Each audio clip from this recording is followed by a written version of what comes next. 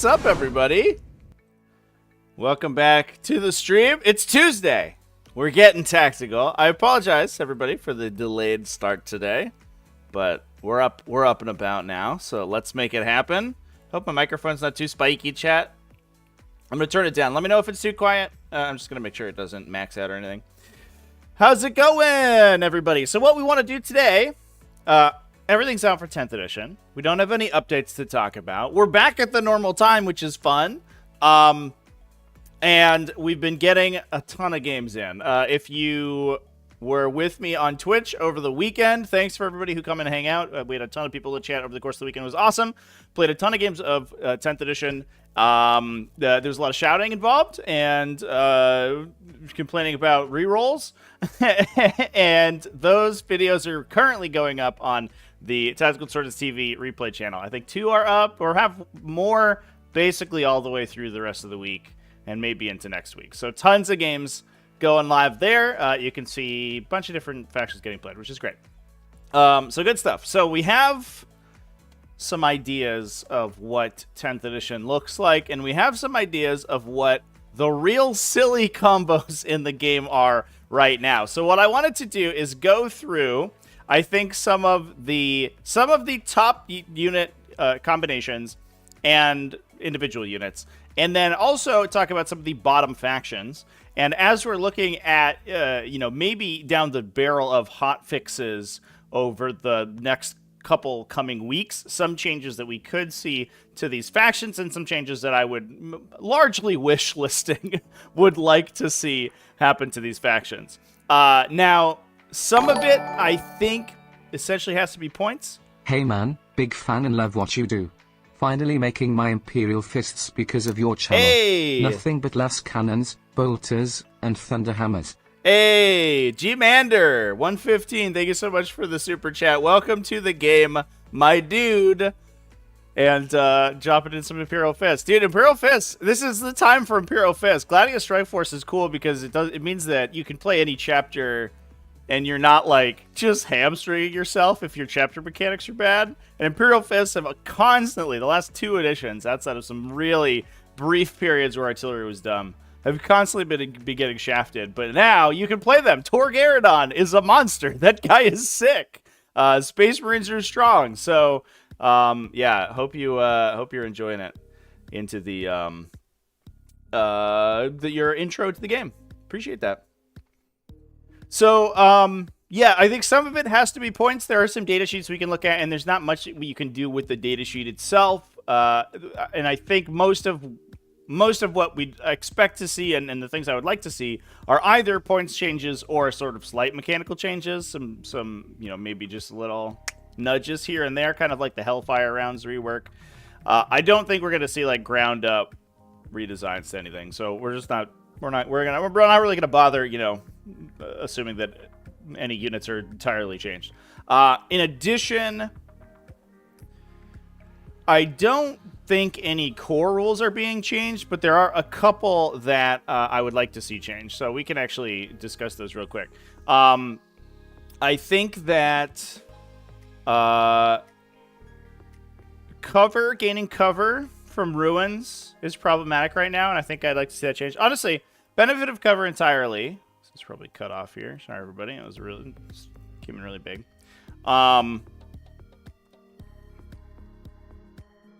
Benefit of cover is a little problematic right now. Either I think that benefit of cover should not apply to 3+ or 2+ saves, full stop, or maybe just 2+ saves. Maybe just pick one, and it's like less effective on 3+ saves than it's effective on anybody else. Or it should be much harder to obtain. So right now, benefit of cover like adds 1 to your armor saving throw. You basically ignore a point of AP. And the issue is this clause in the ruin terrain rule,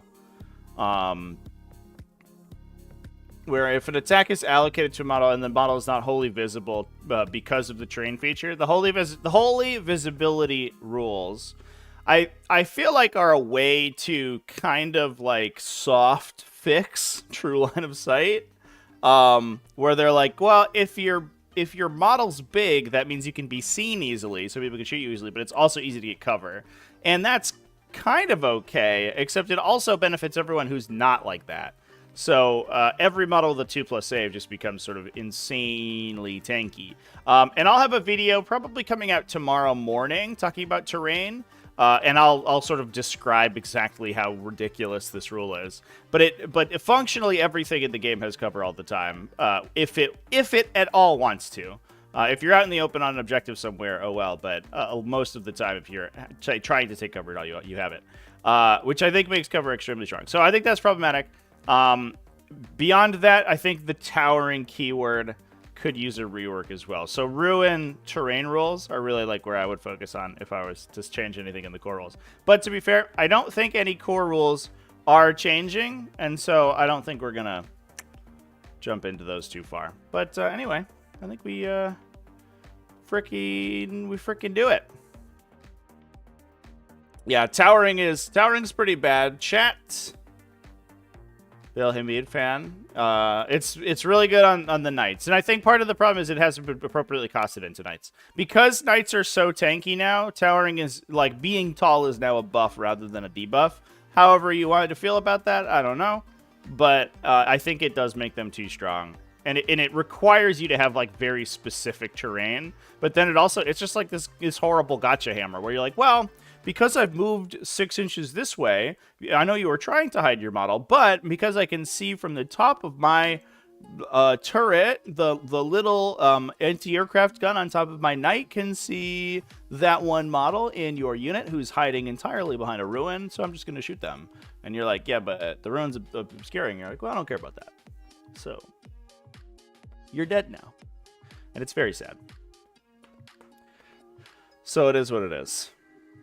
Devastating wounds not being mortal wounds, maybe chat. Not being able to stand on objectives, that's the other one. I agree with that. Yeah. I think that one almost goes without saying, honestly. Hey Trevi, you're my go-to channel for rules and tips.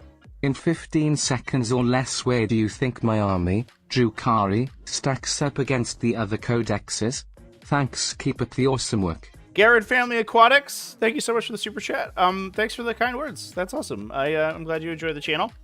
Where do I think Drukhari stacks up? I think they're unfortunately in a tough spot. I think that they have game if you play them as a gun line. I don't think it's good game, but I think it's game.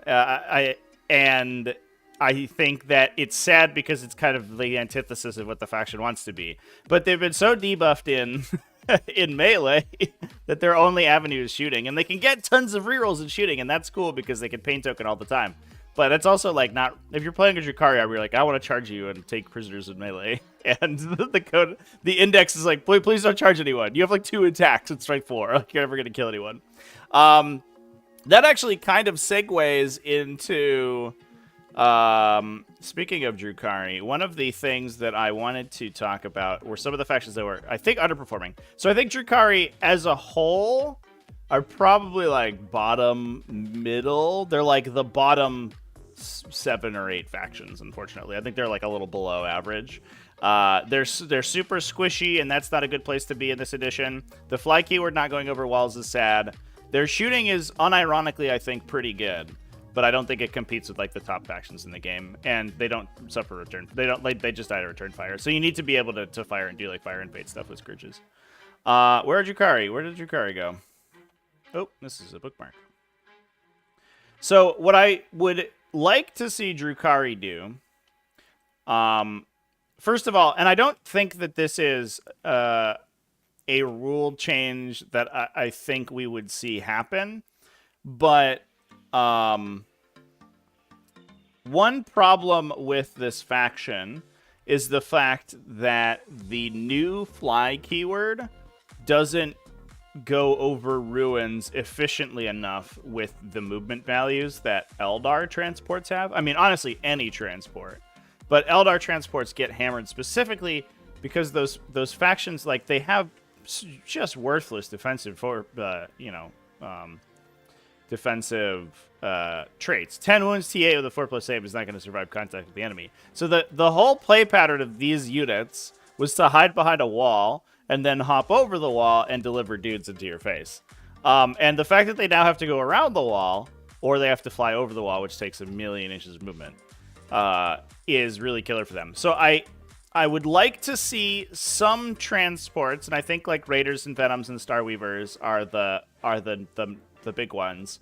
I would like to see them have a rule where they can hop walls. Like maybe they pay like 2 inches of movement or something. But I would love to see something to just repair that problem, because right now these transports are functionally just like gunboats. You just have them so you can shoot people out of them, and you can affect them all with pain tokens, and that's boring. And now that's like kind of a complex rule. I don't know if that would happen. The other thing that I would like to see change in Drukhari, just to give them a little bit of an out in melee, is with their pain tokens. I think you should be able to empower in the fight phase for wound rerolls as well. So, like, what you want to do is make them super squishy but hit really hard, and that was always their identity in previous editions. Outside of, like, the thick city builds that were all homunculus stuff, that was what they did in 8th edition and 9th edition. Now, obviously, that doesn't help you deliver them, and I think you need like a real sort of ground up redesign to do that, but at least it lets you bring like melee counterpunch, and you can fuel it. So that's what I'd like to see for Drukhari. But I think Drukhari are like, they're like technically functional, but they're really in a tough spot right now. It is crazy that their like melee profiles are so bad. Like, let's take a look at Incubi, right? Where are those guys? This is like a dedicated melee beater. This unit was the terror of 9th edition when the Codex came out. There's strength 4 AP 2. Like, what? Okay. It's just like not even a profile, you know? You're like, they used to have like, or they could get +1 to wound baked in, which they can do if they attach Drazar.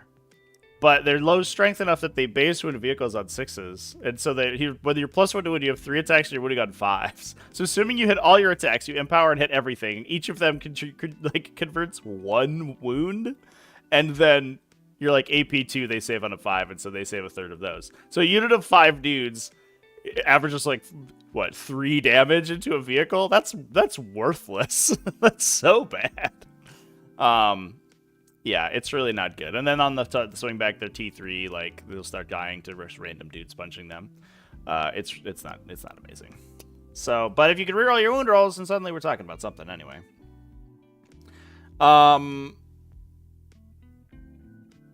An orc boy, strength 4, AP 1 with 3 attacks. Yeah, and it's like 8 points, right? Like 8.5 points. Sure. Good stuff.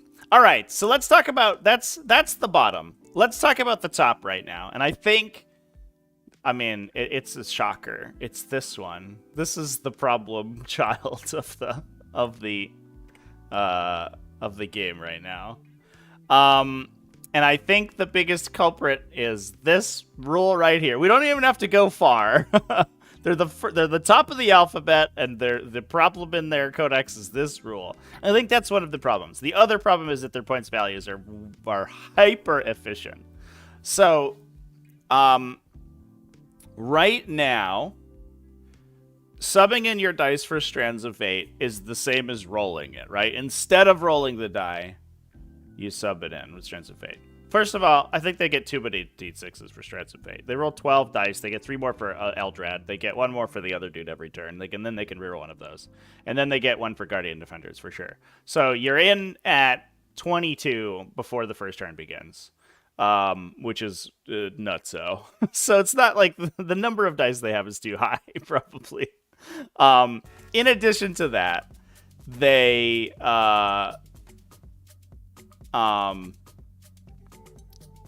the dice is basically considered the same as rolling it when you submit a die for whatever the result is. And I think that that should not be the case. I think that the solution to most of the problems, and obviously the problem here is devastating wounds, is that the dice is considered to be unmodified, as it states right here, that it counts as an unmodified dice roll. But like, conceptually, you know, I understand, right? You haven't rolled a dice yet. You haven't added any or subtracted any modifiers to it. Conceptually, that's just a modification, right? You've taken the dice that you would have rolled, and instead of rolling it, you've done a Strands of Fate thing with it. Just make it count as modified. And that gets rid of the whole devastating wounds thing. You can't then use it to devastating wounds. And I think as well, this might be, I should have looked this up earlier. I think as well you might not be able to use it on Overwatch if it counts as a modified dice roll. Yeah, because you only hit on unmodified hit rolls of 6. So if that counts as a modified dice roll, then it wouldn't hit on Overwatch either. And so you don't have this problem where like a D cannon just, if you have 2 6s in your pool, a D cannon is just this like ridiculous threat in Overwatch because the Eldar player can just drop 2 6s and hit you for mortal wounds for free. And I think that solves a lot of those issues. I still think that's probably too many dice. And the other issue is their points values. So let's talk about the units that are too efficient right now.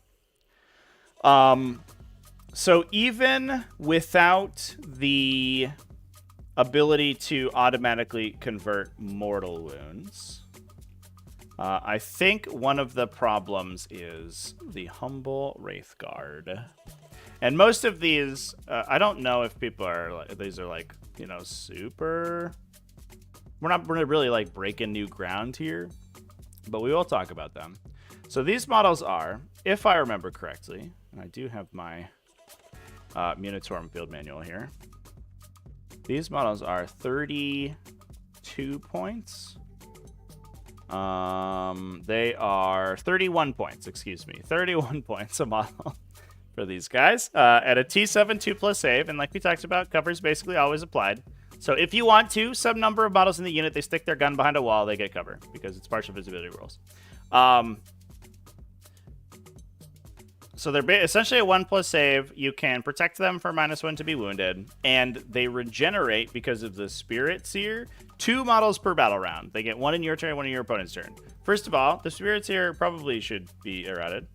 To not do that. There's a spirit. That's a warlock.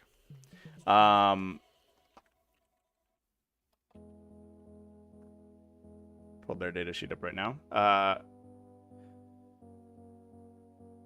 There you go. So the issue right now is that this unit triggers their Tears of Isha in every command phase, which includes both the Eldar players and their opponents. So for these 32 point, like T7, 1+ save, -1 to be wounded dudes, they are regenerating essentially their points value in, because they're 80, so they get 62 points of Wraithguard back per battle round. So you're basically in 1.5 turns, you have regained the Spirit Seer's points in Wraithguard, which is a little nutso, because the Spirit Seer is also a caddy for enhancements. You can put the Auto 6 enhancement on it. You can put the regenerating Fate Dice enhancement on it. And all of those will buff the unit. And then, once we look at the Wraithguard themselves, they themselves have a big, cool gun that's strength 14, AP 4, D6 damage. And once per battle round. I actually had misread this. The first time I looked at this ability, I thought it was once per battle. It's battle round, so they can do it multiple times per game if they get so lucky. When you target the Wraithguard unit with any attack, importantly, both ranged and melee attacks, they can shoot you. And it shoots you as if it were your shooting phase. It's not Overwatch. It's not hit on unmodified 6s. They just shoot you normally. So, like, unlike a lot of other reactive abilities, they don't have to lose any models, and they don't have to suffer any damage. So if your opponent makes the mistake of shooting you with anything, and also, unlike other reactive fire, it can target any unit, right? So your opponent has set up 3 units to shoot you. They shoot you with 1, and it pings. It doesn't do that much. You just shoot the second one and kill it. suddenly they're 30% less more likely to kill you because you killed their stuff. In addition, if you're not going to take chip shots at these guys, because not only do you need to kill 2 models for it to matter, or more than 2 models, you have to kill 3 models for them to not regenerate back to full by your next turn, but they're also then going to shoot you. So this unit's like uninteractable if you don't have this like sort of ludicrous alpha strike, which gets through their super tough defensive profile. And then on top of that, they shoot really hard themselves. Now, fixing Strands of Fate helps that a little bit, but I think that right now they're just too efficient for what they do. The other one that I think has been taking the internet by storm, of course, is the Wraith Knight. Because while this doesn't have like that same sort of level of uninteractability, you just shoot it a lot, it is extremely hard to kill. It's toughness 12, can be -1 to wounded with protect, -1 damage as well, and a 2+ save, just like the Wraith Guard, also almost always in cover. And that's easier for this guy because the big vehicles, they just have to like lip their toe next to a piece of terrain, and they will basically always get cover.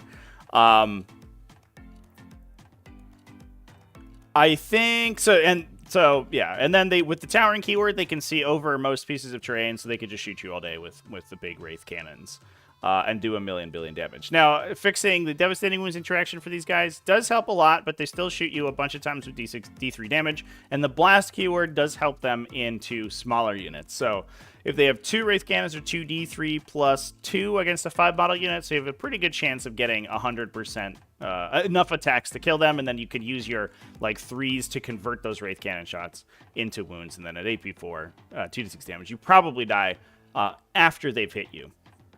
So the Wraith Knights, I think people were worried about 3 of them, and I think you end up actually running out of support for them. Like all of this discussion about Strands of Fate really only works for the first turn or so. So if you're pumping Wraith Knights full of Strands of Fate dice, you end up running out of Strands of Fate dice pretty quickly, both offensively and reactively.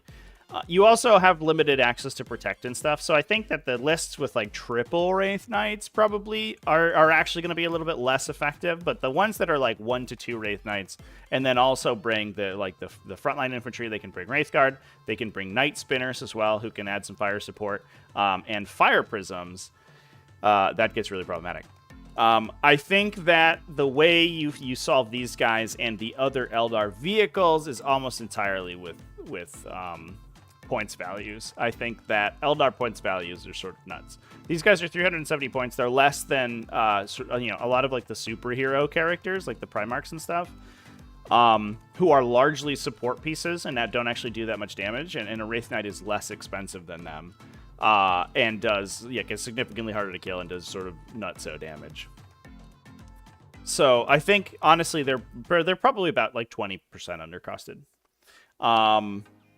The other things that are a little bit silly in the faction are Fire Prisms, which are direct fire shooting, so they can be... where you at, Fire Prism? They can be, for the most part, blocked by terrain. They can linked fire to get around it a little bit, but if your opponent's not interacting with them, they actually don't really do anything. So I think of the oppressive Eldar vehicles and monsters, they're probably the least like wild, because they just play a very fair game. But once you get in their line of sight, their gun is so efficient that it's just really great. Because they can, only one of them has to be invisibility to shoot. They get basically full rerolls because of the way that Battle Host, their unparalleled foresight, plus the Crystal Matrix means they can reroll 2 hit rolls and 2 wound rolls, and they're only shooting 2 hits and 2 wounds, which means they just reroll everything. Any miss, period, full stop, they just throw in there. You could also fate dice them if you want to, and it's great. The last one is, which I think flew under the radar for a little bit. Is it? Oh, it must be.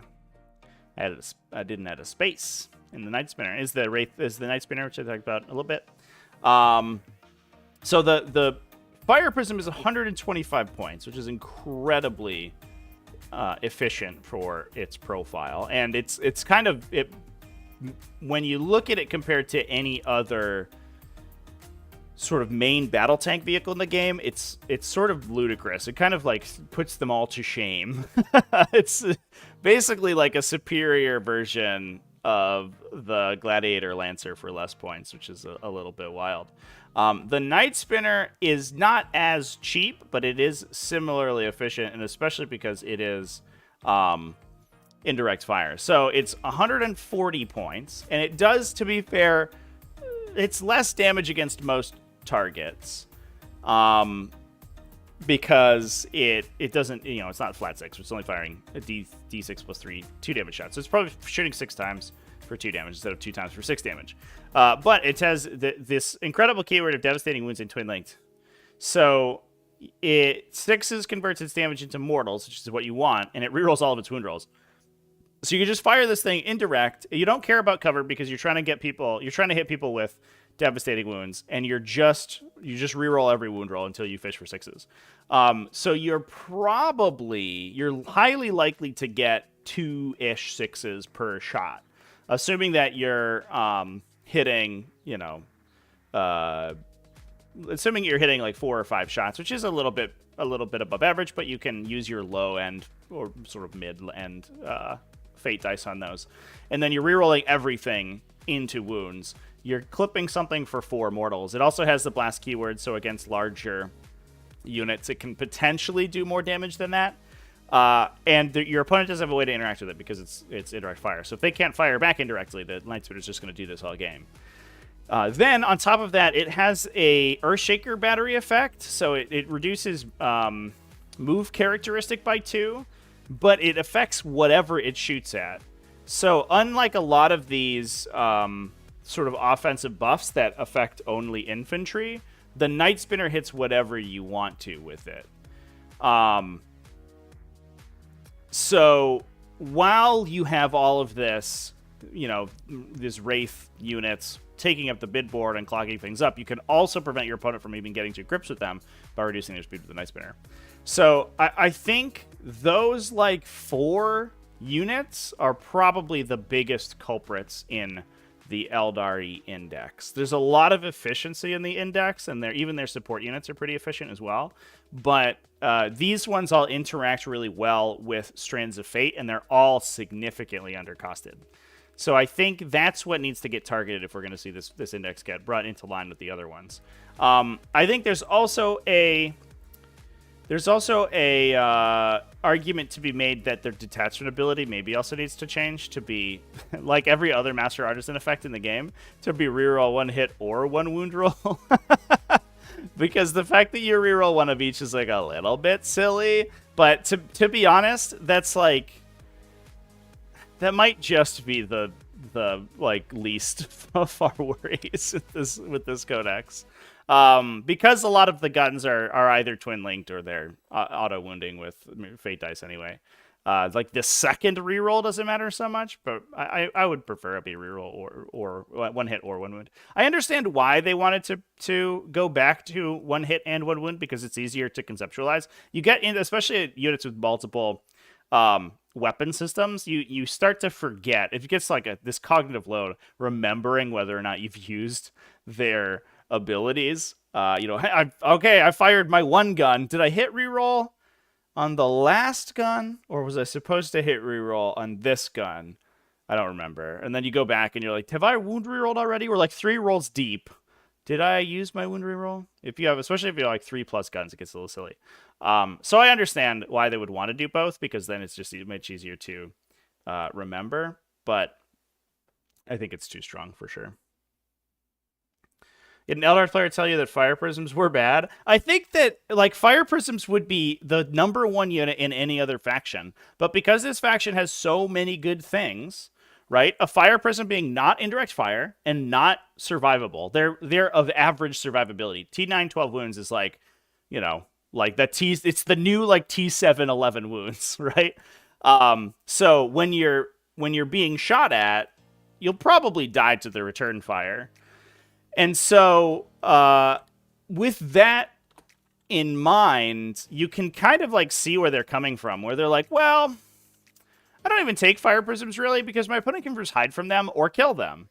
And then you have to look at them and be like, yeah, that's normally what happens in 40k, is your opponent hides from you, or they play a trading game and they trade with your units, or both. And Fire Prisms are already ahead of that because they're already more efficient than anyone else's big tanks. But also, in addition to that, they also have all of this other stuff that doesn't have those problems. That's either super survivable or it shoots indirectly and can't be interacted with.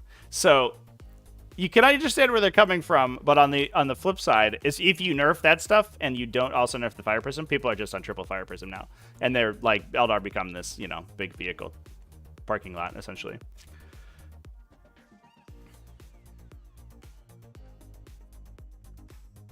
Can devastating wounds to stack with sustained hits? It can. Good question, Bernie. Yeah, so devastating wounds affects any wound roll you make. So sustained hits is you get additional hit for each critical hit roll, right? Or you get however many additional hits for each critical hit you roll. And then you go to the wound step and you roll those. They're with the same weapon. They have all the same keywords. The one that doesn't stack is devastating wounds and lethal hits.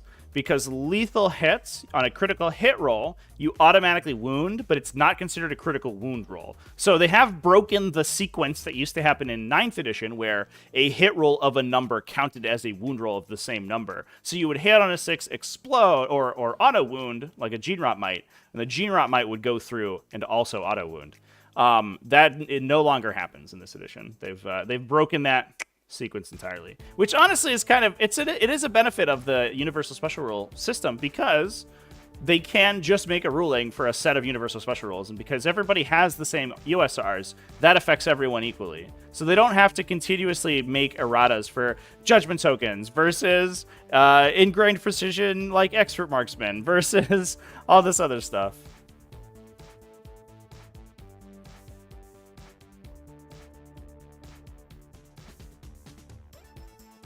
There's a depth to the Eldar Codex that's terrifying. Yeah, that's a pretty good way to put it. How many points is a Wraith Knight? A Wraith Knight is 370, chats. Here they are. Yeah, 370 points. Which, if you compare them to a lot of similar units in the game, they are notably less expensive.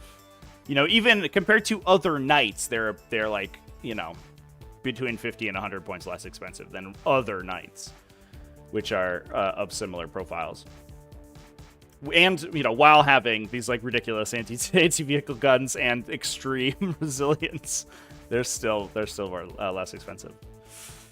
Pretty nutty. Yeah, so all the Wraith stuff is probably a little bit too cheap. Except for Wraith Blades. So here's the funny thing, right? Like, this is really where things get a little pants on head. A unit of Wraith Blades is 15 points more than Wraith Guard. And Wraith Blades are like... They're like a real Drukhari unit of an infantry squad, right? We're the melee guys, but they're like strength 7, AP 2 in melee. Like, it's a fine melee profile, but they're never going to get there, and they're never going to do any damage. But they're more expensive than this unit of dudes with like strength 10 guns that shoot twice a turn. Or strength 14 guns, excuse me, that shoot twice a turn and do D6 devastating wounds. It's nutty. The points values in the Munitorum Field Manual right now are super silly. They're very, very silly. Wraith Knight 370, Stompa 800? Yeah. I'm definitely not saying that Wraith Knight and the Stompa should be the same number of points, because Stompas are nuts. But I think Stompas maybe are a little bit too much at 800, and Wraith Knights are certainly too little at 370. 9th edition of Wraith Knight with guns with 490, yeah. Yeah, Eldar got sort of mind-bogglingly cheap, and they got better rules than they did in 9th edition, which is insane.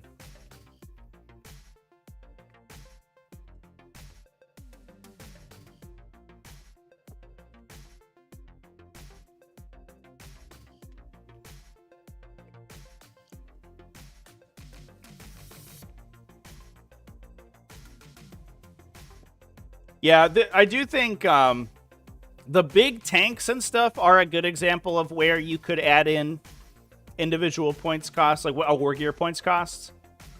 I think that is a potential that they could do. You could be like, well, the sword and board Wraith Knight is probably worth 370 because his sword is awesome, right? If we look at the sword, dude, his melee attack is unironically really good. His strength 16, AP 3, 6 damage. But the problem is that you give up a Wraith Cannon for it, which is, you know, it does like a similar amount of damage, but at range. It's less attacks, obviously, but you can do it every turn. And this dude's like move 10. He's like relatively fast, but he doesn't go through walls. If the objective, like standing on objective ability stays, he's going to get movement restricted from that. So getting into melee with him is like kind of questionable. So you're like just probably might as well not even take it. But if it was a cheaper option, if taking one Wraith Cannon and a sword was cheaper, you'd probably do it. And then you would just, you know, you'd likely use your late game Strands of Fate dice to convert his hit rolls in with the sword in the late game and just cut, you know, vehicles in half and stuff. And I think that would be fine. His sweep attack's also sweet. His sweep attack's AP2 2 damage. Most sweep attacks went down to 1. But his big sword is awesome. But the fact that the double guns are less expensive is a little bit wild.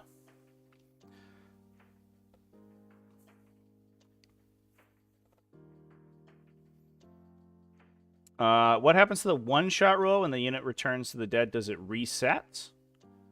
I don't believe that it does, and I think that was actually in the rules commentary. All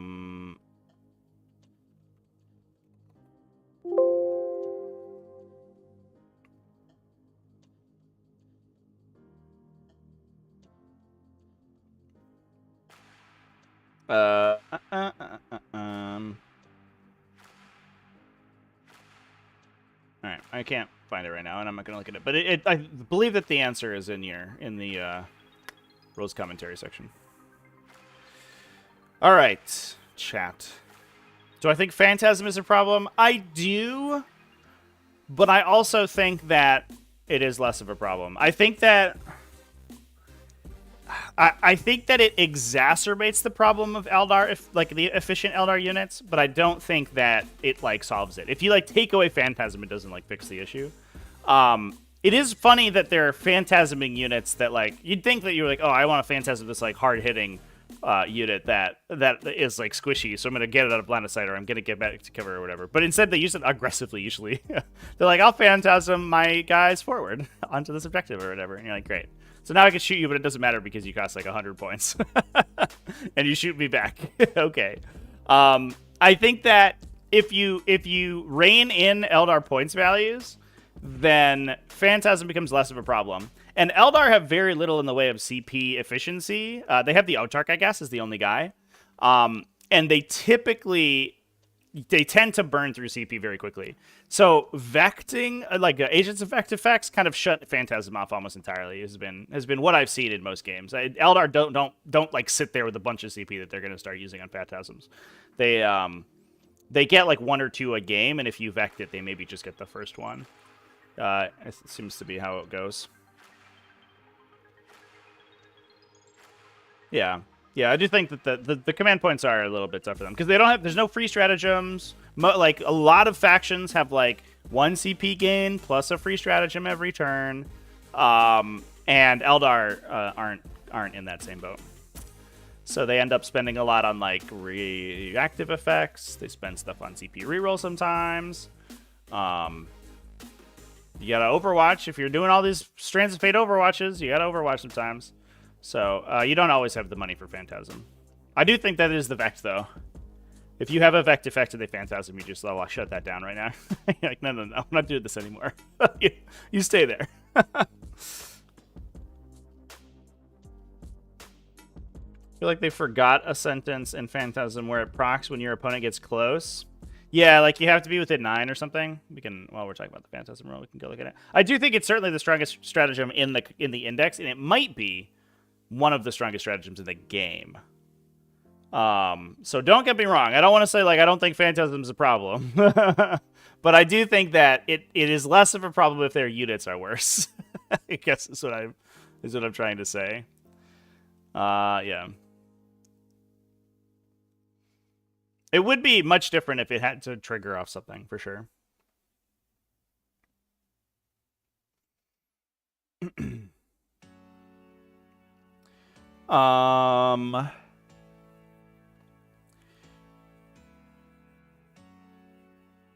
All right.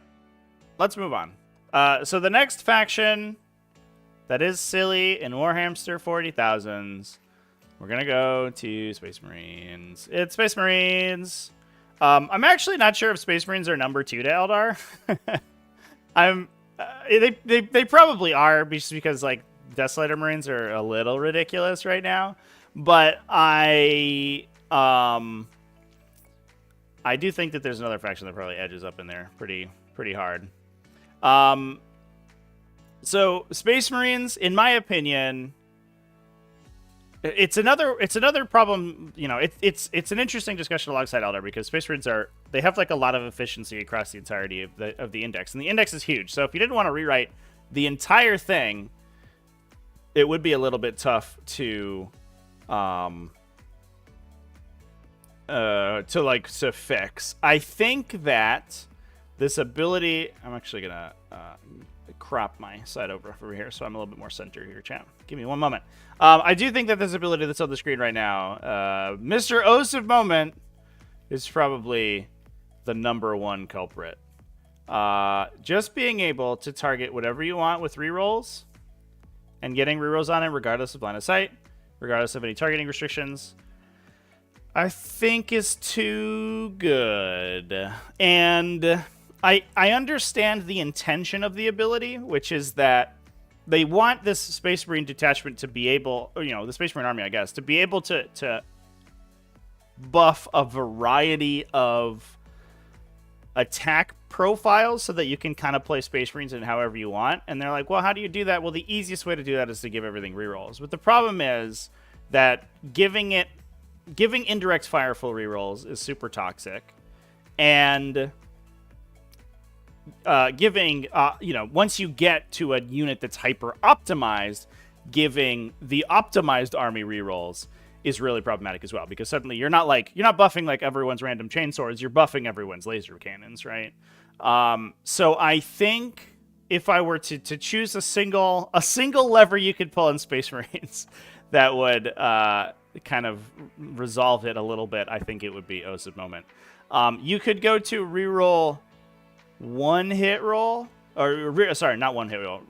Reroll one hit roll is we're just in that just gets confusing and stupid. You reroll hit rolls and wound rolls of 1 instead of every hit roll and wound roll.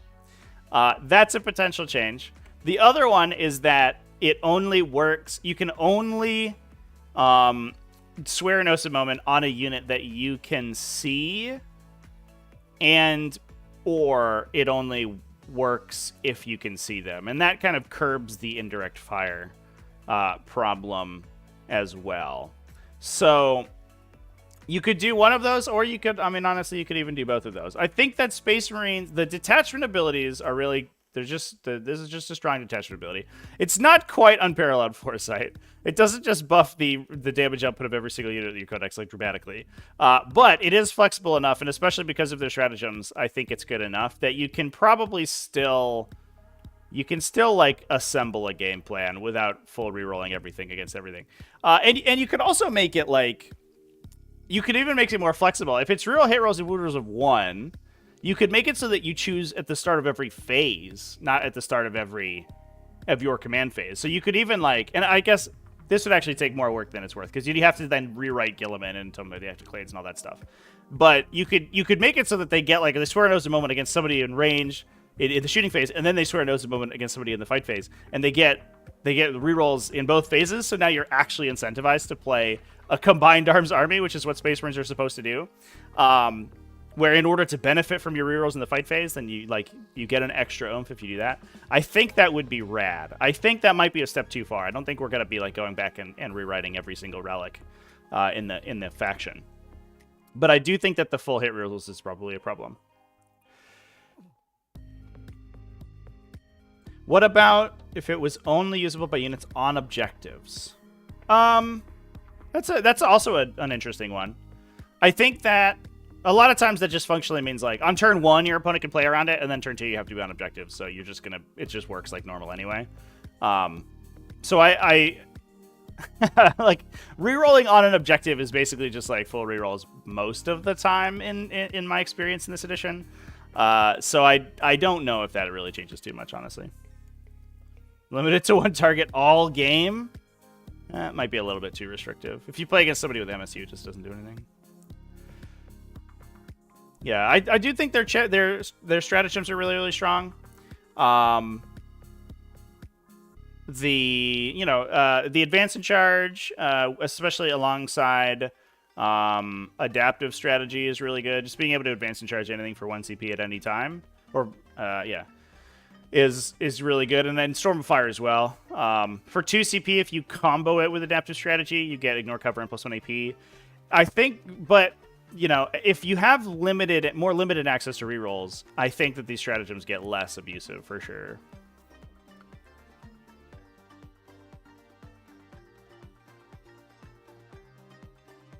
Would rather see Space Marine costs rise 50%. Yeah, so costs are the next thing. The units that I think we should talk about are, of course, the Desolation Squad. We'll rip this Band-Aid off. This unit, it's rearing its ugly head once again. You'd think that they would have learned from the 9th edition how ridiculous this profile is, but I guess they didn't. Who knows? They somehow were made cheaper, and while they lost some stats, they lost some AP value. I think their Castle National used to be AP 1, right? They no longer get the indirect fire -1 AP. Locust Lord plus Locust Heavies. Thoughts? Rodney, thanks for the super chat. I do think Locust Heavy Destroyers are nutso. They're super good. We just talked about how good that Fire Prism gun was, and they just have it. Unlike a little unit of dudes. I think that if you run the multi-shot gun, the Enmitic Destructor, I think that the Locust Lord is a really good include because he makes your lethal hits trigger on 5s. I don't know if you need him for the big Gauss Destructor guns though, because they're just going to shoot a huge strength gun, and you don't have that volume of fire. I think if you are running the little guns, then you probably add a Lord in there for sure. But either way, like I think I was in the Discord with some Necron players, and they were complaining that they were like, the problem with the Locust Destroyers is that it's only one datasheet with multiple weapon options, so you can only take 3 units of them, and you can't like mix and match the weapons, so you can't be like, I want to take like a bunch of units with the Admech Annihilator and a bunch of units with the Heavy Destructor, because their profiles like complement each other so well. So you're always like 1 of one and 2 of one, a 2 of another one, and they just want to take like 1 of like 3 of each, with each gun. So it is funny. I mean, it's a good example of like a well-balanced unit, right? Like you want to take both guns. I want to take all the guns, but you can't do that. That's okay. We'll talk about Necrons next, chat. So we've got a lot going on. Yeah, those poor Necron players, they're having such a tough time. Do I think it gets too much if you raise points and also take away Oath? I think it does. If you do like, I mean, people are like, well, just raise their points value 100% or whatever. Like, no, we don't do that. If you do that and take away Oath, then that's a problem. I think you do either or. For specific units, though, I think you could raise their points anyway.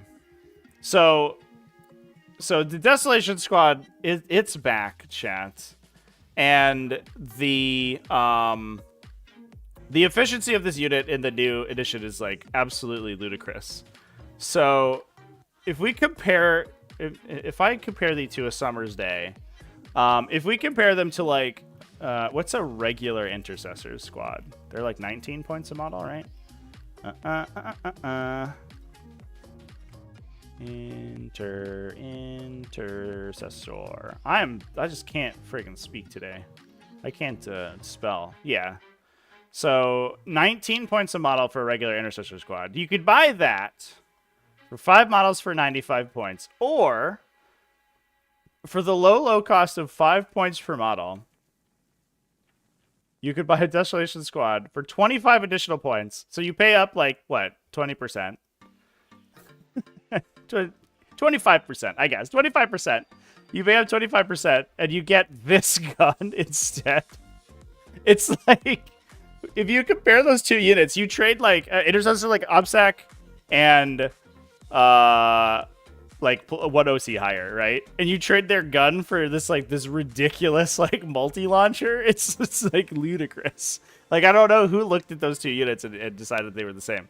They're the same as a regular Devastator squad, right? Yeah, so a regular Devastator squad has less heavy weapons in it, less of them, because the main dude also has his Venture Launcher in the in the Desolator squad.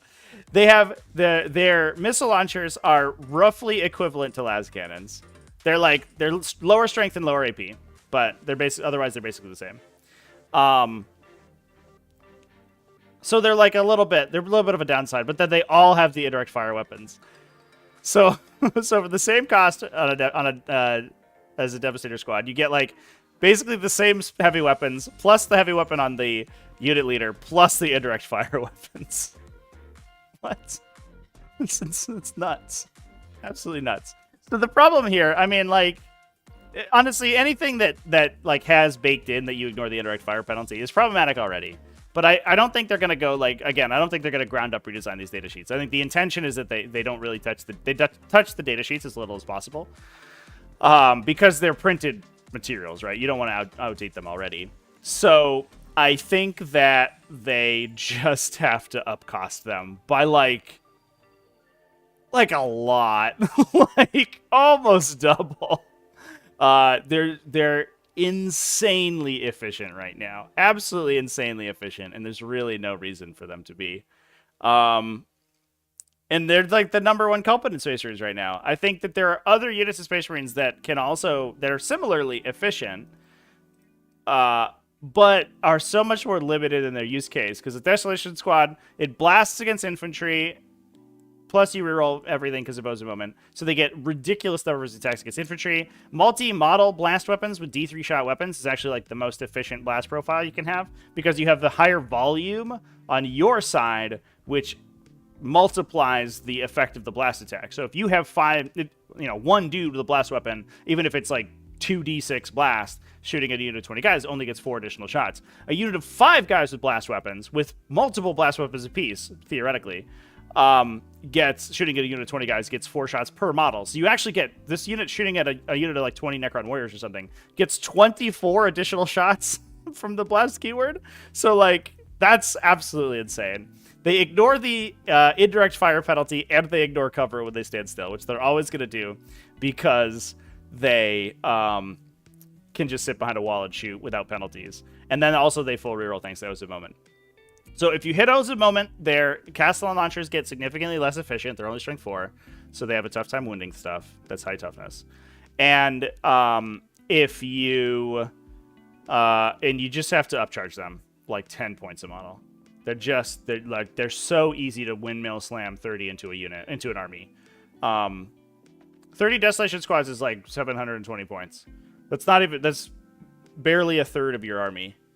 And they're good. They kill every infantry on the board instantly, and they're even good into vehicles. And that's just great.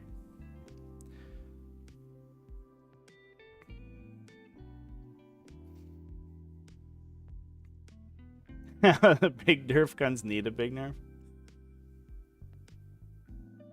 Johnny Lacticio, Tio in the PNW, removing the indirect and devastating wounds keywords from the game until something changes. That feels like a little bit too far. I honestly think, I think that there's this narrative that like devastating wounds is the problem, and I think it's when devastating wounds is used poorly. It's the best weapon keyword, right? Like full stop. You know, if you want, outside of indirect fire, maybe if you could pick any weapon keyword, you would always pick devastating wounds. But if you have devastating wounds unsupported, it's not that power. Like it's not, you know, significantly more powerful than anything else. The issue is when you can confirm the devastating wound stuff, or you can full reroll into it. So the other problem that Oaths of Moment creates in a Space Marine army right, are Stern Guard veterans, which are hard to find because everything can join that unit. So they're like potentially benefit from every single, like, any ability that you could put on them. There's some machinery going on outside my window, and I hope it's not too loud, but if it is, I can close it. So Stern Guard veterans, right, they have devastating wounds on their bolt rifles. They shoot 2, maybe 3 times a piece. But if they're shooting, right, even if they're in close range and they're shooting 2 times each, so they're firing 20, 30 shots. If they're shooting normally, like, they hit 20 and they wound, you know, if you're looking for devastating wounds, they wound like 4. So you're piling 4 mortal wounds onto somebody from a 10-man squad, which is not significantly powerful. But if you Oaths of Moment that target, the Stern Guard veterans go absolutely nuts, right? So the issue isn't necessarily the devastating wounds by itself. The issue is the fact that there are ways to like guarantee it or to enhance its effect.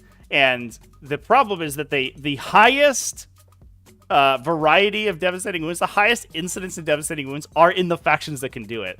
And I think it's like this confirmation bias, right? Where people are like, devastating wounds is a broken keyword. And you're like, well, yes, but because Eldar and Space Marines have all of it, and they have the best interaction with devastating wounds. So if they had given a lot of devastating wounds to, like, I don't know, frickin' Tyranids or something, right? Like, it wouldn't mean anything. No one would care about it. But because it's in Space Marines and Eldar, which already have really, really, really broken faction mechanics that interact with devastating wounds effectively, devastating wounds feels much more oppressive than it actually is. And so I think you just have to, instead of like nerfing devastating wounds for everyone, which would break every combi weapon in the game, every railgun in the game, like a lot of the night weapons, you know, all of these weapons that are baked around devastating wounds all get broken if you change the mechanic. You just have to change the faction rules that interact with it. And that's what we're talking about today. So I think Space Marines get significantly less oppressive if, first off, you just hit the stupid Desolator points value. It's nuts. And then you also hit Oaths of Moment. Now, I think the other unit that you take, you start to look at units that have, like, twin-linked. There's a lot of, like, twin-linked assault cannons and stuff in the faction, which do have devastating wounds, and they do reroll their own wound rolls. But, again, it's less volume. And so it could be a problem, but it's, like, each one of those averages, like, 2 mortal wounds. Maybe 3 or 4 if it's the Gladiator Reaper, but I think it's whatever. The Gladiator Lancer is a very efficient battle tank. They did hit the Vindicator's points value significantly. I talked about how broken the Vindicators were in the run-up to the edition, especially if you involve a land speeder with them. Being 205 points a model means the Vindicator, I think, is playable, but maybe not quite as broken. And especially if you nerf its rerolls, then that's whatever. The Gladiator Lancer has basically like a supercharged version of a targeting array on its laser beam. But I think it's like a 2-shot gun. I don't think it's quite as, like, it's, you know, we need to worry about it being too good. If that gets, if we see Oaths of Moment get taken down a peg. But I do think that Space Marines are a little bit more solvable than Eldar. Space Marines, they already have, like, a depth to them because their list of units is so long. And a lot of their units, like things like aggressors and stuff, already had full, like, wound rerolls baked into their weapons. Aggressors, Inceptors, a lot of these Gravis units, a lot of the frontline units, they already had twin linked in their weapons. So actually, getting rid of Oaths of Moment or depowering Oaths of Moment actually doesn't really change their output that much. So there's a lot of units that I think you'd look at again in Space Marines that are strong, even if you can't have Oaths of Moment to the same power level as it was.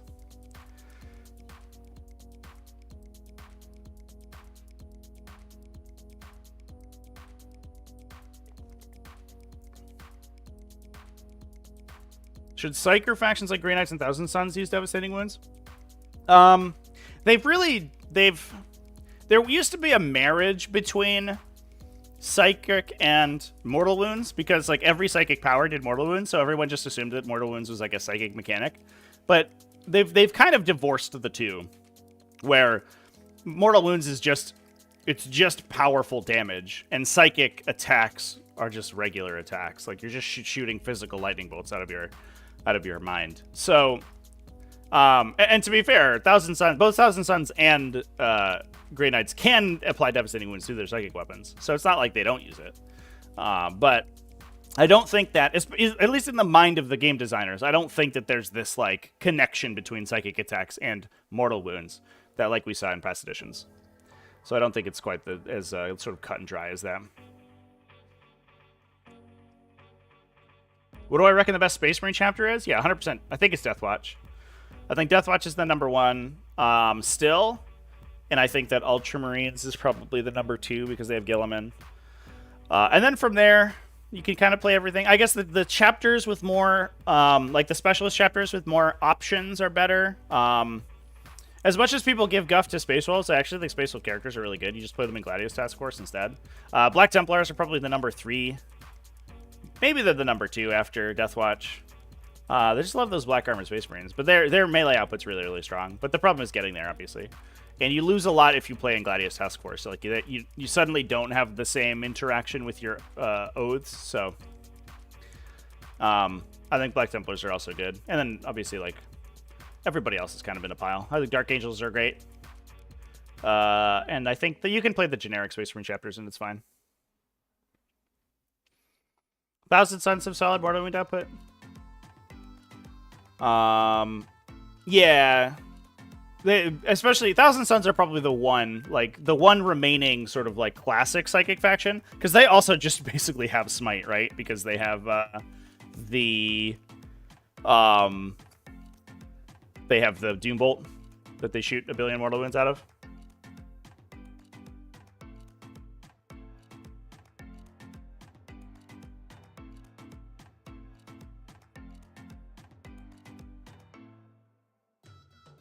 Devastating Wounds X would be a good fix. So, like, you do X number of mortal wounds instead of normal damage. It gets a little bit weird if you, like, cut damage into, like, half mortal wounds, half raw damage. I think that's just kind of, like, clunkier than the design team would like to do. I definitely understand that. I think that, like, and this is part of this is, like, kind of the tension you have to assume when you are talking about simplifying a rule set. You either make the mechanics powerful or you make them nuanced. And they just went for the direction of like simple but powerful, where you just sub in your damage for mortal wounds.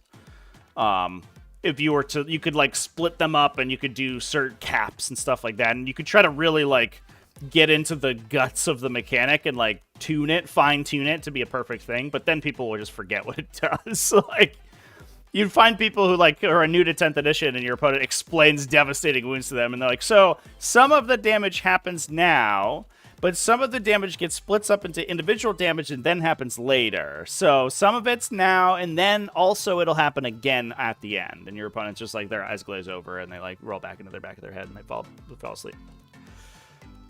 The Redemptor feels overcosted. Well, the Redemptor was a problem, I think, that we had kind of identified in the lead up. The Redemptor was because the Redemptor has damage reduction baked in, which is very rare now and is super strong, especially because now it affects devastating wounds, which is crazy, and is a 2+ save vehicle. The Redemptor had basically everything going for it. So I actually don't disagree with the Redemptor's points costing. I think I think honestly it's good that it is the most expensive of the Redemptor chassis. Although the Brutalis, I think, is the one that got shafted, right? Because the Brutalis Dreadnought's like wildly overcosted. The Ballistus Dreadnought is cheap comparatively, 170, but it only shoots a couple times, so it's not even that good. But the Brutalis Dreadnought is 220 for a unit that doesn't have damage reduction and is slow. I think the Brutalis Dreadnought, if anything, needs a points decrease. That guy is sad. Just add a maximum of 6 under the devastating wounds. Well, that is the problem that we're talking about. Either that means that if you have a devastating wounds weapon that does more than 6 damage, achieving a devastating wound reduces the amount of damage you deal, right? Or it means that you have to split your damage up into separate packets, which is like I think creates lots of problems.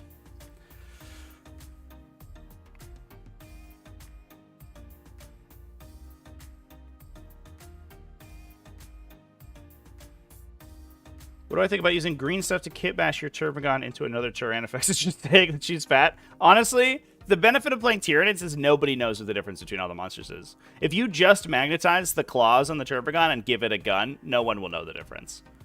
As people see a big thing with a gun, they're like, I know what that is. That's a Tyran effects. Big thing without a gun, that's a turbo gun. You don't even have to tell them which gun it is. As long as it has a gun, they'll believe you. Nobody knows what all the different guns and Tyranids look like, and except for other Tyranid players, and other Tyranid players are on your team, so you are good to go.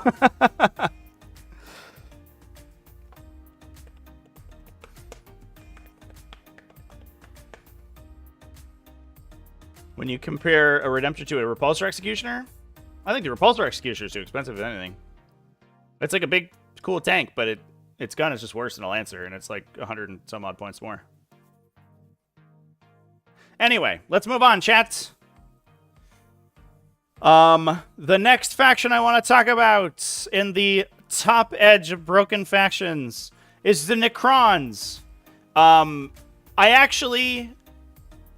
don't know if Necrons are not better than Space Marines. I think they might be. And if you change Oaths of Moment, they 100% are. Necrons, somehow the internet has largely slept on Necrons, but this faction is probably the most toxic faction. Maybe next to Aeldari. But they might be better than Eldar. I'm not entirely sure. Necrons are absolutely ludicrous, chat. So here's the core conceit, right? So reanimation protocols is super duper strong. The problem with Necrons right now is that they're a combo assembled on top of reanimation protocols. And this has always been the problem with every Necron release since the dawn of time. Necrons because the faction is hung on the hook of reanimation protocols. If you loosen that hook at all, the entire faction collapses. And if you make it too strong, then nothing is ever able to pull it down. So, and right now they're right on the upper edge of too strong, in my opinion. So reanimation protocols, they can regenerate D3 wounds in your command phase. This is the funny thing when their article came out. Because you look and you're like, okay, I regenerate D3 wounds in your command phase. Does that do anything? It's fine or whatever, but your opponent's going to kill the unit. Who cares? And then you get a benefit from having a leader joining your unit. Like, that's cool, I guess, but what do the leaders do? When their preview article originally came out, they didn't show any leaders, and they didn't show any additional reanimation protocol interaction. And the fact is that the faction has all of it, everything. All their leaders are insane. They can reanimation protocol a billion times a turn. They can buff reanimation. They can double the effectiveness, more than double the effectiveness of their reanimation protocols.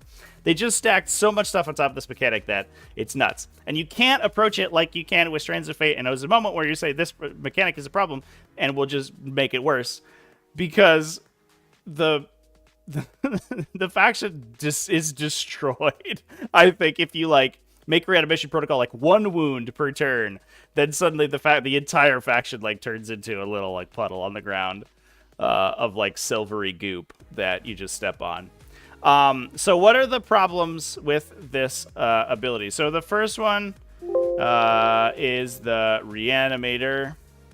This friend right here. If you haven't seen these guys in action, by the way, I think I just had a video go up with fighting Necrons. But if it's not up yet, then there's going to be a bunch of them playing against Necrons, and just the inability to do anything against their army is insane. The Reanimator is this little friendly dude. He is a little expensive. He's 100 points, which is a lot, but he basically doubles up your reanimation protocols within 12 inches of him. So first of all, his aura is literally like a third of the table. It's a big base model. I think he's on a 50 mil base, plus 12 inches in every direction. Means that as long as the Necron players are good at stringing it all, which they should be because their characters want to string back to the back of their unit, they can affect their entire army with this thing, no problem, with just one of them. Then, every time you reanimation protocol, you get an additional D3 wounds. And that affects not only your infantry, but also your vehicles. So you have guys like the Doomsday Arc, right? That is 14 wounds with a 4+ invulnerable save. So most factions in the game, unless you're talking about Eldar or Space Marines, most factions in the game don't one-shot these things. If you don't, it regenerates 2 D3 wounds back to itself. That also works for effects like their stratagem. So they can In response to being shot at, if they lose any models, they can then reanimate again. That also gets buffed by the reanimator. So suddenly they reanimate 2d3 on their turn. You shoot them, then they reanimate 2d3 additional times, and then +1 if they have a character. So they reanimate 2d3 +1 in response to incoming attacks. You can also... There's multiple other ways to do reactive reanimations. The Ghost Arc does reactive reanimations. So, where's this guy? Yeah, here he is. After you shoot at a Necron Warrior unit within 3 inches, it can use its reanimation protocols. You just can't do it more than once per phase, but you can do it both in shooting and in fight, and you can do it in addition to the reactive reanimation from the gun. So you can shoot at a Necron Warrior unit, kill however many of them, and then they reanimate 4d3 +1 wounds back to the unit. So they get, on average, 9 Necron Warriors back if you shoot them one time, one single time. So that all is super good, right? They can just heal a ton of times. But the issue is that their base profiles are not that good. They're mostly 4+ or 3+ armor saves, whatever. That is until we talk about this unit. I apologize for the pinging. I'm bad at typing in units into the search bar. These guys are not so. So this unit can be added into a unit as if it were a character. So they have this special, basically the special bodyguard role, Cryptek Retinue. If you have a Cryptek in your units, which you always will, basically permanently, then you can add a Cryptothrall to that unit. And unlike other attachment effects, these aren't characters. This isn't a character unit. You can't epic duel them. They instead count as being part of the bodyguard unit. So you add them, for example, to 20 Necron Warriors, or 10 Immortals or 10 Lichguard. Immortals or Lichguard, and Necron Warriors, probably, we could talk about Necron Warriors because they're easier to talk about, I think. But you can add them to 20 Necron Warriors, and suddenly you have a unit of 20 Necron Warriors and 2 Cryptothralls. It's not 20 Necron Warriors with 2 attached Cryptothralls. It's a unit of 20 Necron Warriors and 2 Cryptothralls. And the reason that distinction is important is because you can then reanimate the Cryptothralls back into the warrior unit multiple times. So, your opponent shoots at your Necron Warrior unit, right? You assign all of the damage to the Cryptothralls. The Cryptothralls have a baked-in 4+ Feel No Pain, so they essentially have all incoming damage. So they take 4 wounds to kill. It's going to take 8 with the Feel No Pain, right? So you take, your opponent does 10 damage or whatever, you lose your 2 Cryptothralls, and you lose your 2 Necron Warriors. You then trigger all those reanimation protocols, and you get the 2 Cryptothralls back. And then if your opponent does it again, they have to punch the Cryptothralls another time. And if you have any more reanimation effects, suddenly they're going to continue to reanimate. Once that you get back to your turn, you can then reanimate them at the start of your turn. If you have a Resurrection Orb in the unit, you probably will. Then you'll reanimate a second time in your opponent's turn. So you're basically doing this... got something in my mouth. You're basically doing this 2d3 reanimation, theoretically, twice in your opponent's turn, and then additionally twice per battle round, assuming that they don't engage you in melee. And every one of those times you can bring back Cryptothralls, which have a 4+ Feel No Pain. So they functionally give the unit, give like half the unit a 4+ Feel No Pain, basically. They also give your Cryptek models a 4+ Feel No Pain, and because you'll basically always have Cryptothralls, the Cryptek's going to be have that in response to precision attacks. So the Crypteks are very difficult to kill with precision weapons. Even if they are killed, as long as you have the command points for it, you can use Eternal Guardians. This stratagem's a little funky, but it's okay if you have a limited amount of precision. So everyone's like, I think that the common refrain right now is like, well, you just take precision to deal with Necrons. The stratagem for 1 CP triggers as soon as the Necron character is destroyed. If you have ongoing attacks into that character, to my knowledge, they continue to be assigned to the character. So if you're killed halfway through an attack sequence, the stratagem doesn't really do anything. You just then have to take the damage again and die. But if you're killed almost exactly by precision weapons, then the Eternal Guardian could just bring the Cryptek back. If you're doing it, so it's really good against like 1 damage precision, for example, but it's really bad against high damage precision. Because if you're being one shot by every hit that's hitting you, it doesn't matter if you come back because the next one's going to kill you.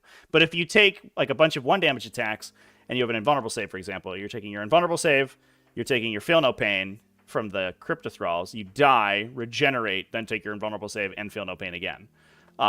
So a Necron character takes about on average about 32 1 damage attacks to actually kill once they're going through an invulnerable save and the Cryptex, the Cryptothralls, excuse me. So precision's not even that great against, especially the Cryptek characters. You can maybe do it against the Overlords, but their defensive stat-lines are better and they have more wounds. And the units themselves are ludicrously difficult to kill. So that's what's going on there. They also have some we talked about some good units just generically in the faction.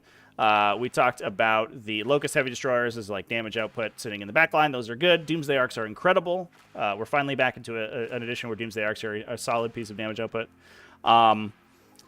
And the units that are regenerating are usually okay at fighting. You have a 1 CP. It is... Vengeful... No, not Vengeful Stars. Conquering Tyrant, excuse me. You have 1 CP, reroll all your wound rolls. So you're usually focused on taking 2 or 3 big bricks of like essentially unkillable infantry, and you can get damage out of those infantry from this stratagem, or you take like Immortals, which have a baked in reroll effect on their datasheet too. So the units themselves, they don't do a ton of damage because they're largely like AP 1, like 1 damage, but they do, it does eventually stack up because you basically can't remove them. If you're not, the end result is that essentially, if you're not playing Eldar or Space Marines, I believe, you functionally can't kill Necron units. You basically don't have the opportunity to kill them. We haven't really talked about the effects that the characters grant fully, but the Cryptex usually buff your resilience. So like Orican the Diviner gives the entire unit a 4+ invulnerable save. So all those Necron warriors that we're just talking about, being able to regenerate potentially like 14 of them a turn, are all protected by a 4+ invuln, and that also grants a 4+ invuln to the Cryptothralls in the unit. So they have to fail a 4+ invuln, then a 4+ feel no pain, then die, then be reanimated, then do it again. The standard Cryptek, or the standard Technomancer, excuse me, who's over here, just gives them a 5+ feel no pain, so he doesn't synergize quite as well with the Cryptothralls because it doesn't stack, but he can make the unit much more resilient, especially against 1 damage weapons. These guys are good on like Lich Guard, I think, because they're just they're tanky multi-wounders. And then the Lords get resurrection orbs, and so this is where the additional reanimation comes in. They reanimate at the start of your at each command phase instead of just in your command phase. So suddenly, if you shoot them and don't kill them, they reanimate reactively on their turn and then on your turn. So they're getting 6d3 + 1 wounds back into the unit before you go to shoot them again if you don't kill the unit. On top of that, the like play pattern of reanimation protocols hasn't really changed. So there's always a tension where if you overkill the Necron unit, they can pull out of line of sight and then start to do exactly what we talked about, reanimate back into the unit the subsequent turn without you being able to assign additional attacks to them. And if you're this gets very obnoxious if you're relying on offensively applied debuffs to them. So if you have to, for example, shoot someone to get a +1 to hit effect, or +1 AP, Achilles Ridge Runners have to shoot somebody to get +1 AP and ignore cover on them. If you shoot them and kill too many models, they could pull out of line of sight, and suddenly your subsequent guns that were actually supposed to kill the unit will no longer get to trigger. So, and that was a problem in previous editions of the game, but reanimation protocols was less powerful. So I think I heard somebody put it on a discussion the other day that Necrons aren't they aren't literally unkillable, but for most factions in the game do not have the damage output to kill them within the time scale that 40k plays over, which I think is a good way to put it. Basically, against most armies, this faction can largely just move forward, take damage, and be unable to be removed before they beat you on primary objective points. And that's very problematic. So I think that Necrons certainly need looking into. Now, what do we need to do? Like I said, I don't think you can touch reanimation protocols. I think you have to leave that alone, because I think that the faction becomes worthless garbage if you break this ability. If you say reanimation protocols is once per reanimation, suddenly you like the whole system goes down. I think you have to hit the reanimator. That's really what's like kind of pumping this effect really, really super hard. Here he is. I think that his aura is too big. It's weird that it's 12 inches. Like, no other defensive auras in the game are 12 inches. This is like the only one. You either make it a 6-inch aura, so suddenly your units have to string farther, so they have a tougher time getting to objectives, or you just pick a flank and the other flank doesn't get the reanimator aura, and that's a big deal. Then your opponent can like outmaneuver it and they can try to get around it. Right now, it can just affect the entire, like basically the whole board. Or you could reduce its effect. So you could either make it like when you can have it reactive and it affects one unit for the battle round. So if you can make it so that they have to pick something to get the additional wounds on, and then you can shoot something else and they don't get the additional wounds. Or you make it just B +1 instead of D3. All of those could be potential changes to the reanimator, I think. I would be sad, I think, if they just like pumped its points value. If they were like reanimator's like 220 or something, and you're just like, great, now you like feel obligated to take it because it's so good, but it's like so many points that you could just take more models. I don't know. It just feels really bad. The other thing that needs to change, in my opinion, are the Cryptothralls.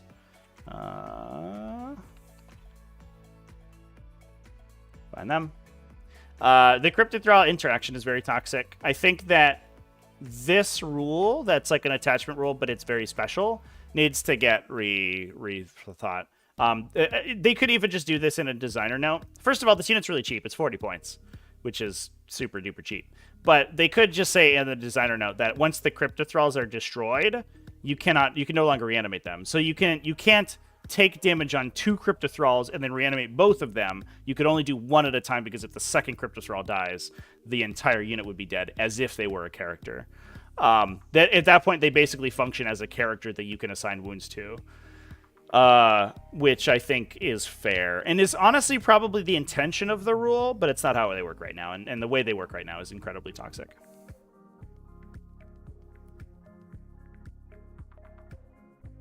Maybe give them a max number of reanimations per squad per battle round. Yeah, I could see that. You could just say that, a unit can only reanimate like once per turn. So if you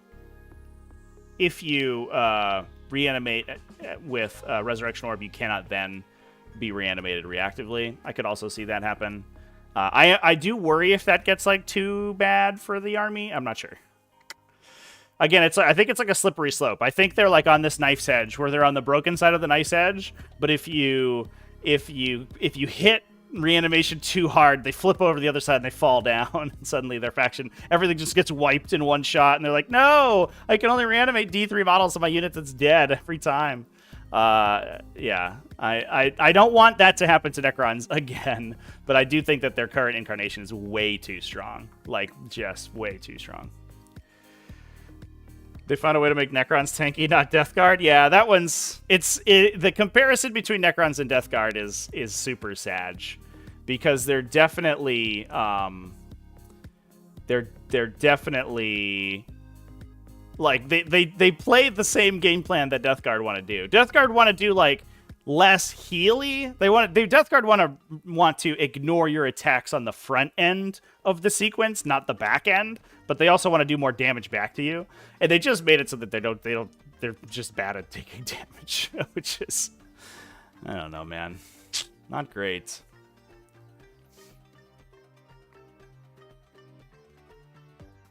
about a D2? I mean, I guess you could do that, but that sounds kind of clunky. I don't know. Just reduce the average amount of reanimation. What if reanimator buffs only during command phase? I could see that. Like, when you reanimate in your command phase as a result of reanimation protocols. I would understand that. Canvas Workshop would absolutely go after protocols and leave these dudes broken. Yeah, maybe. You know, there's also the potential that they can find a way to do it that's not super busted. I don't know. But it is, yeah, it is problematic right now. Too many things of a 4+ Feel No Pain. I also think that is a problem, too.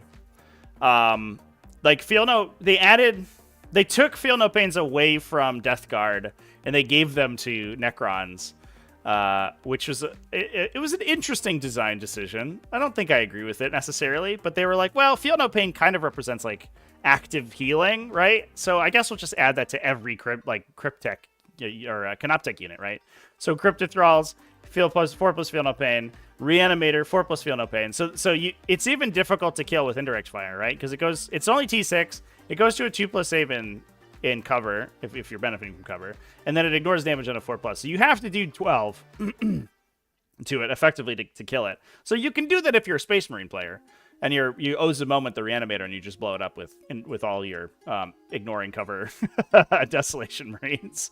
But most other factions can't really touch this thing. Maybe Guard, maybe Guard could kill it, but they're not gonna get the Scout Sentinel buff on them because the Necron player won't let them. So I don't know. I don't know.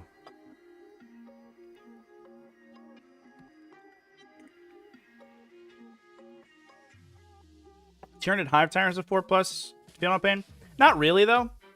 It has a 4+ Feel No Pain after its last wounds, so it has like a 4.5 Feel No Pain.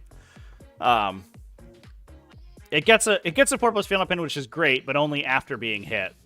And let me tell you, the Time Tyrant does not have many wounds left after being hit. Speaking from experience, those things just fall over. Bloop.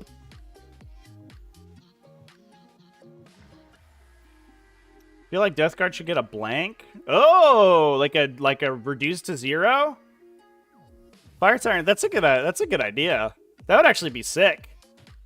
Like in your opponent's turn, you can reduce, or once per battle round, you can reduce the damage to 0 for each unit. Like everyone's got a little apothecary in them, you know? I like that idea. That'd be cool.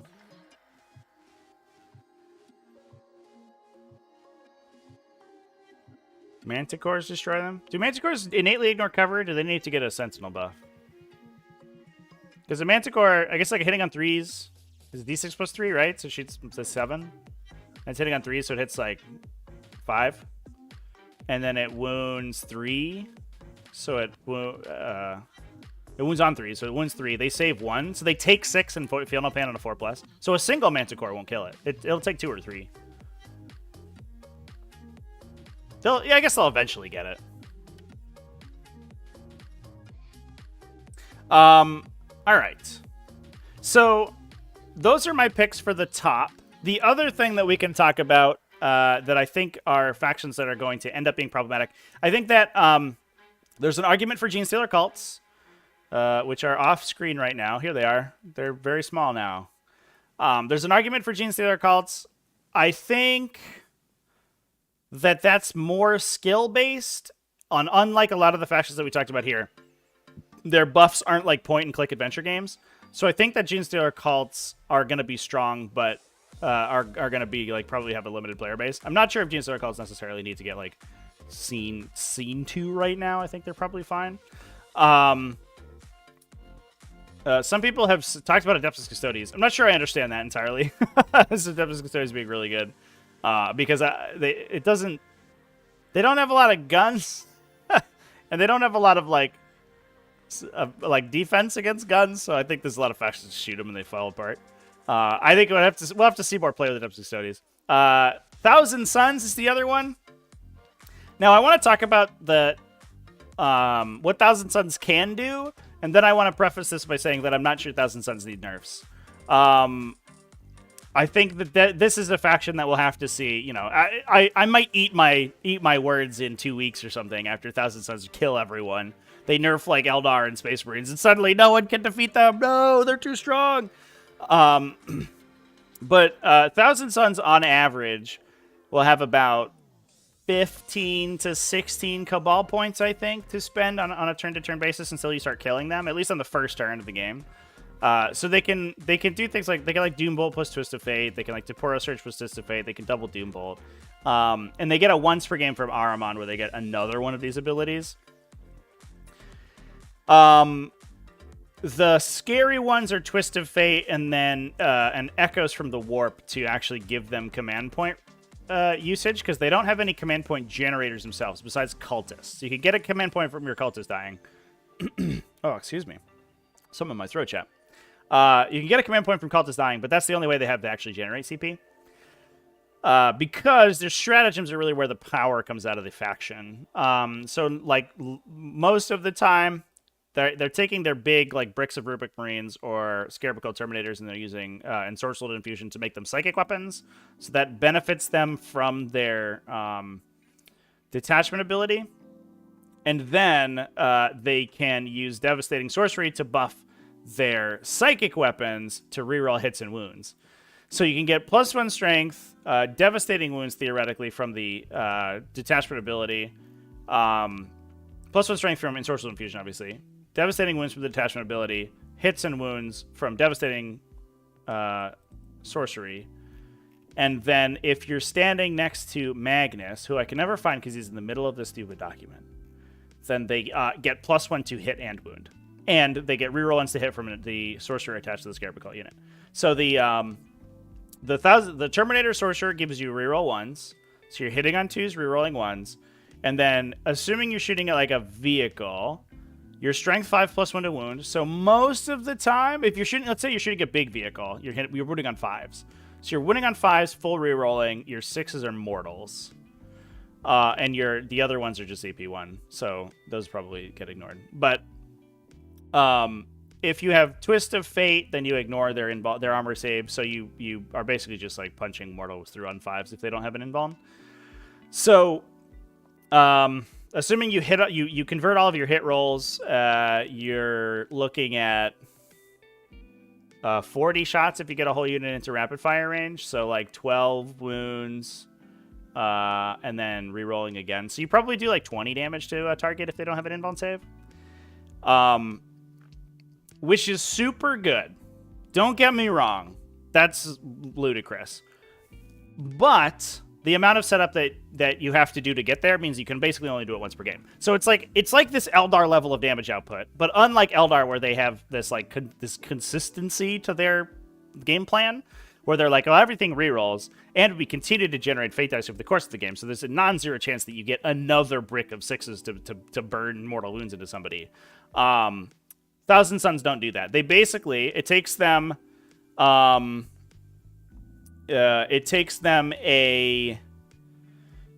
enhancement to deep strike their unit, which you'll probably do with the Scarabocco unit.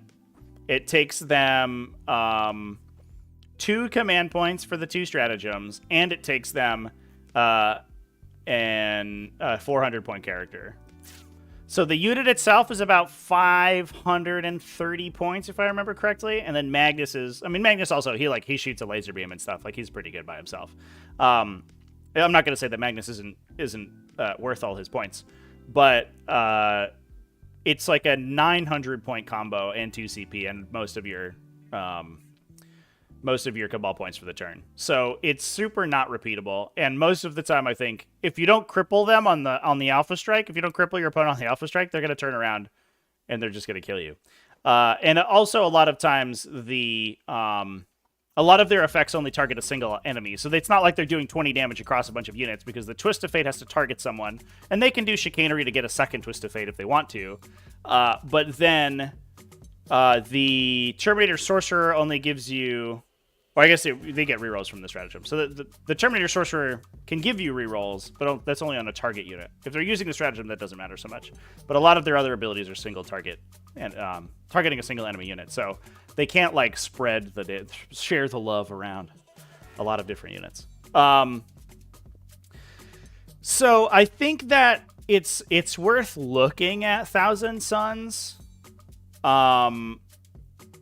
But I'm not 100% sure that it's like super busted right now. You know, they basically do what Eldar they do what Eldar does in like 400 points, but theirs costs 900. So, you know, it's a little different. 900 and a bunch of command points. I think maybe like the easiest change would be to like, if it's a problem, you could just like upcharge some of their stratagems, or you could upcharge some of their Cabal points. If they have like too much repeatable usage of their Cabal of Cabal points, you can make it so like Twist of Fate is really tough to do. If it's like 10 or 11, if you don't use Ahriman's free Twist of Fate. So there's fortunately with Thousand Suns having a lot of their abilities tied to like purchasable effects, just changing the cost of the purchasable effects in the future can depower the faction if they need to.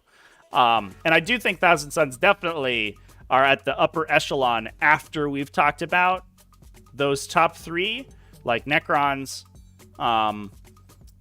Eldar, Space Marines, I think are undisputed masters of 10th edition. I think Thousand Suns butt up into that next level, but I don't think that they really compete with those top factions very much.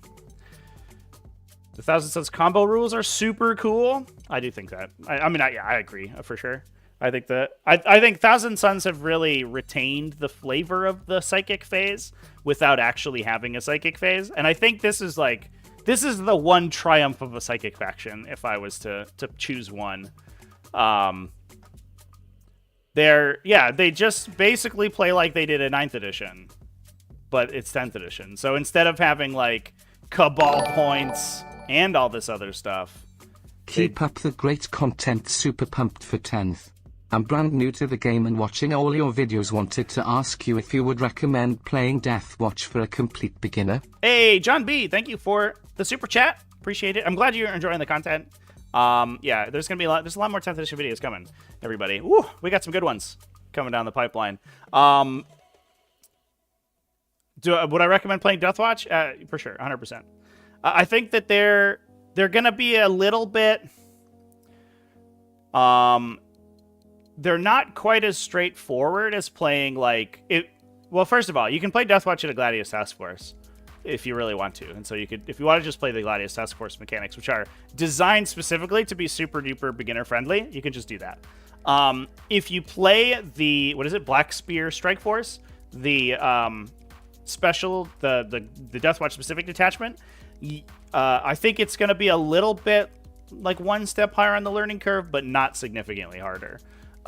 You're just picking the weapon attributes you give yourself once per game, basically, rather than doing your combat doctrines. And the combat doctrines are a little bit more proactive or reactive, like you can use them depending on the situation that you want them to use them in. But the Deathwatch abilities are super strong to begin with, so I think it's fine. Space Marines are very much designed to be like a new player, a beginner-friendly faction, and I think that if you're a new player, then they're a great choice.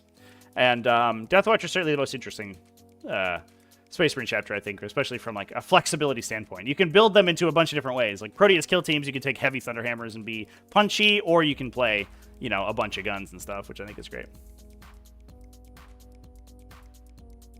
What do I think Space Marines land without Desolation Marines? Are they still broken or just strong?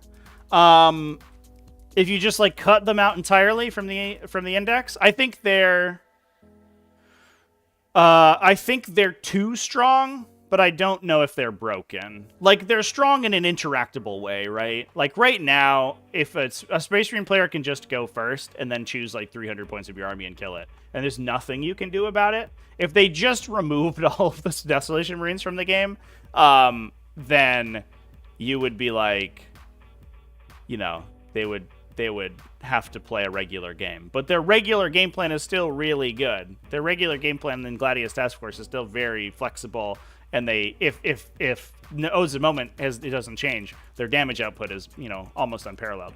So I think that they're fine if you don't have Desolation Marines. They're just not like sort of abusive.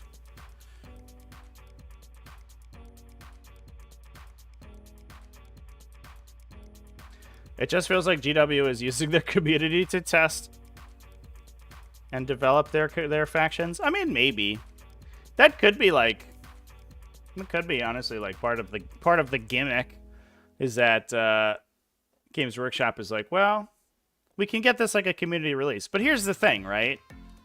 If that's what it takes, then fine. No, okay. I would rather things be balanced on release. But I also appreciate having like agency in the discussion, right? It 10th edition and even through 9th edition has felt like more of a conversation with the development team than it ever has been in the past. Previously, Games Workshop was like, here's the rules, play them or don't. We don't care. But now it feels, you know, it feels like more personable, I guess, right? The community has a reaction and Games Workshop has a counter reaction. And then suddenly there's like a correspondence there, right? And if that's what it takes for the game to be in a balanced state, that's fine. I care more about the game being balanced and fun to play than I do about like getting on my high horse about how, you know, Games Workshop using it as free labor or something like that. I would prefer that their games be playable upon release, but I also don't think that I also would like to see them be good. I don't know. New edition's early access? Yeah, we're in the Steam greenlight phase of 10th edition 40k. They didn't playtest the rules? Yeah, I think you know, that's yeah. That is probably true. Definitely there's some points values that I do think feel like someone went through and edited them based on the unit's abilities. There's some that I just don't understand. It's like Fire Prisms and Night Spinners at the points value they are is like nutso. Like, and Desolation Marines. Like, what were they thinking? Manticore's at 105. Oh my god. All right. So we talked about Thousand Suns. There's a potential that they need to get nerfed, but I'm not sure if like there needs to be a trigger pull right now. They may be the best if other factions get like dumpstered, but the hope is that other factions just get depowered into line with Thousand Suns, I think would be the ideally. The other ones that we have to worry about are Knights. So Chaos and Imperial Knights, and here's my opinion, chat. Well, first of all, I think War Dogs are kind of silly, specifically in Chaos Knights. If you compare them to Imperial Knights, so like we have like a War Dog Stalker or whatever, he gets +1 to wound against singleton enemy units. He's a character. This is got like a D6 +2 damage melee weapon. If you compare them to like an Armiger Warglaive, the Warglaive gets like sustain on the charge, like kind of +1 to hit, and then has like a strength 10 3 damage melee weapon. The comparison between these two units is like nutso. Armigers are just like super trash compared to War Dogs. And it sort of doesn't really make sense. That said, I think both of them are probably too aggressively points costed. They're T10 vehicles, so they're already above average toughness. They have an invulnerable save. They're the only melta weapon in the game that's like not only like playable, but super good. Demon Breath Spears are, especially in an environment where not only is the game kind of close combat oriented now, like between 18 and 24 inches where most of shooting happens in 10th edition 40k, has been my experience, which is kind of wild. But the missions are very aggressive, so you have to be able to move up the table. War Dogs are OC8, so they're doing that, and they shoot D6 +4 damage within 12 inches, which they then buff because they all have like sort of self-supportive effects. I think these are supposed to be like, you're supposed to get these instead of bondsman abilities, but your guns are better, and also you Like, they're just better than boss abilities? I don't know, it's weird. I don't really know why War Dogs are like so much more pushed than than Armatures. That's, to be fair though, that's not like a that's like an internal balance thing between the two knight households, honestly. I don't think it matters too much outside of those two. But these War Dogs and Armatures both have like great damage output, especially at range, like close range. They're very survivable, and their OC value is basically unassailable for other infantry, unless you're like playing Necrons and you have like objective control auras and your guys won't die. And they are all, I believe, within the 140 point range, which is extremely good. Let's go look at their points values real quick here. Yeah, so they're all between 135. Yeah, so that War Dog Stalker we just talked about, who's like situationally +1 to wound, and they also, I believe, a 2+ ballistic skill, right? No, they're not. They're 3+. All right. Whew. But situationally +1 to wound, has like a D6 +4 damage gun, is 135 points. So the same cost as like, you know, basically the same cost as like that Night Spinner. It's like super tanky, super good at taking objectives. I think, honestly, the Knight Tyrant in Chaos Knights is too strong. It's a 2+ save. It can get Panoply of the Cursed Knight for 40 points. So for 525 points, it goes up to a 1+ save, because that gives it Armor of Contempt, essentially. And then also, it always benefits from cover all the time, because it's a big knight. So it's a 0+ save at toughness 13 with 28 wounds or something. I think that thing's too strong. That probably needs a bump. I don't think the other, like the Questoris class knights, are quite as good. I think it's mostly the Tyrant is abusive, and then I think the War Dogs are too cheap. And I think it's entirely a points cost thing. I don't think their abilities are broken. I don't think the outside of maybe the Tyrant, I don't think the profiles are too strong. I just think that they're too strong for the amount that they cost. So I think I would push like all of the War Dogs up to like 150+ points, and then I'm pretty happy with the Codex, honestly. And push the Knight Tyrant to like, I don't know, 550 or something. Similarly for Imperial Knights, I think it's the same. The Armatures aren't as good as the War Dogs, but their core abilities are better. So, you know, it's all right. They don't rely on Battle Shock, which is good. Most of the time, abilities that say, like detachment rules and stuff that say Battle Shock on them, you just ignore them. They don't do anything. Chaos Knights is the one that might sometimes matter, but it's not super useful. Imperial Knights just get a built-in Feel No Pain, which is just great on high wound count models. And again, I think their points values are too cheap. So I think Knights are really super strong. I think that they're like around that level of like Thousand Suns, where they are very good, but you know, I'm not sure if it's 100% that they're broken. But their interaction with the tower and keyword and the fact they're too efficient, I think you just nip that in the bud, make their stuff a little bit more expensive, and then they're probably good. And I think that's like the top edge of the game that you can really talk about in terms of nerfing. The rest of the factions, I don't think we have enough data on, and I don't think that this like middling section of the game that's most of these other factions is so big that there's not much you could do. It's just like kind of this big sea of factions that all kind of blends together. If you can knock down the top stuff to their level, I think that, you know, maybe orcs get really good.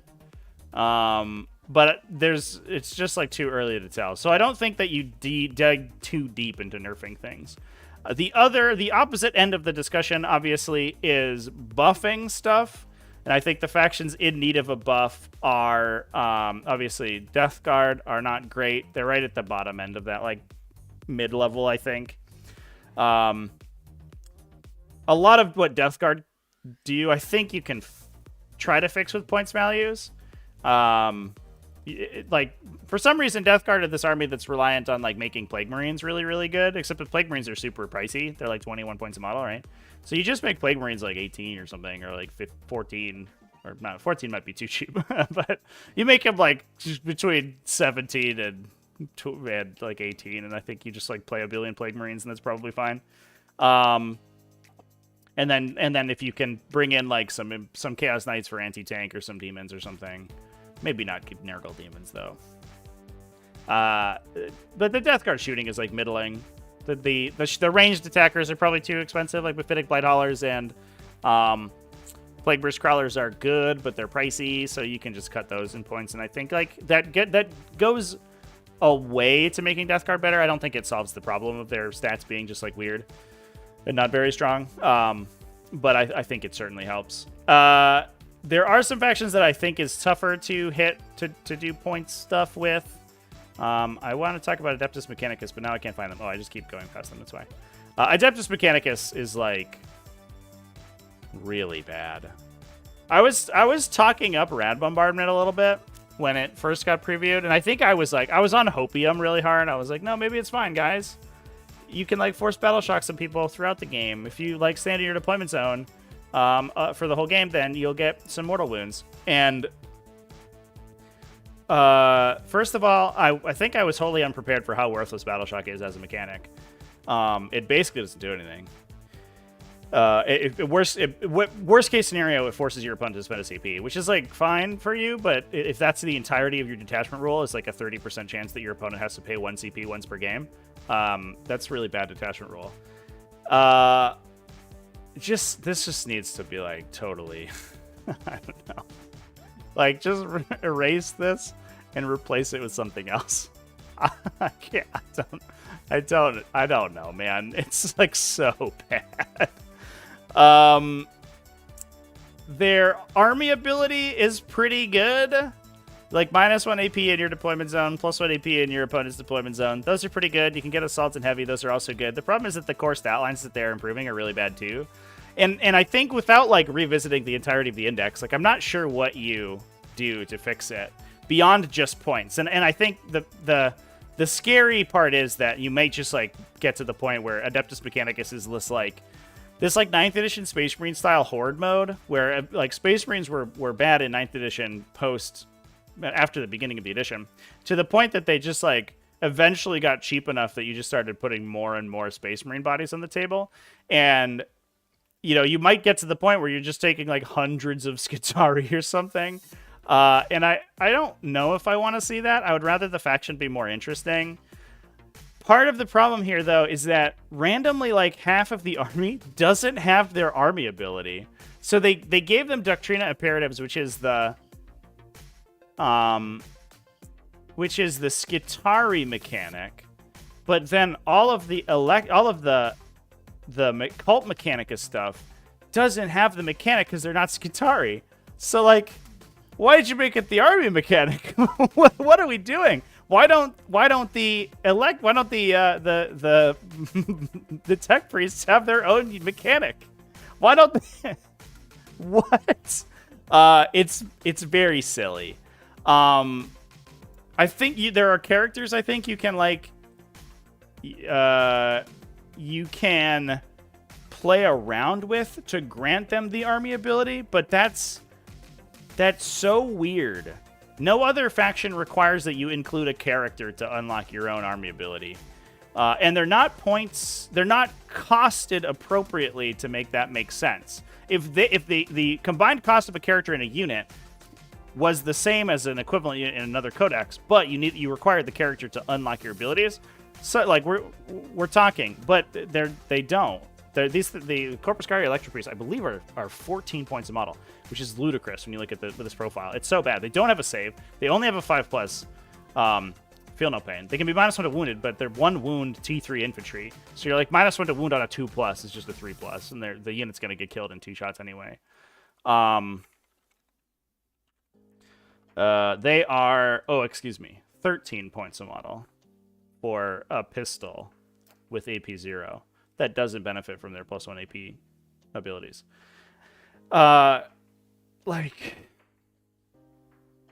I think you maybe just have to, like, you take the easiest way, I think, without just, you know, making everything as cheap as possible, and every Adeptus Mechanicus unit costs 2 points, which I do think they have to do it to some extent. To some extent, Adeptus Mechanicus needs to be cheaper because all their ballistic skill values suck, and they're like basically have the fact that they've remained stationary under Protector Imperative built into their stat line, which you're never gonna do because remaining stationary sucks in 40k.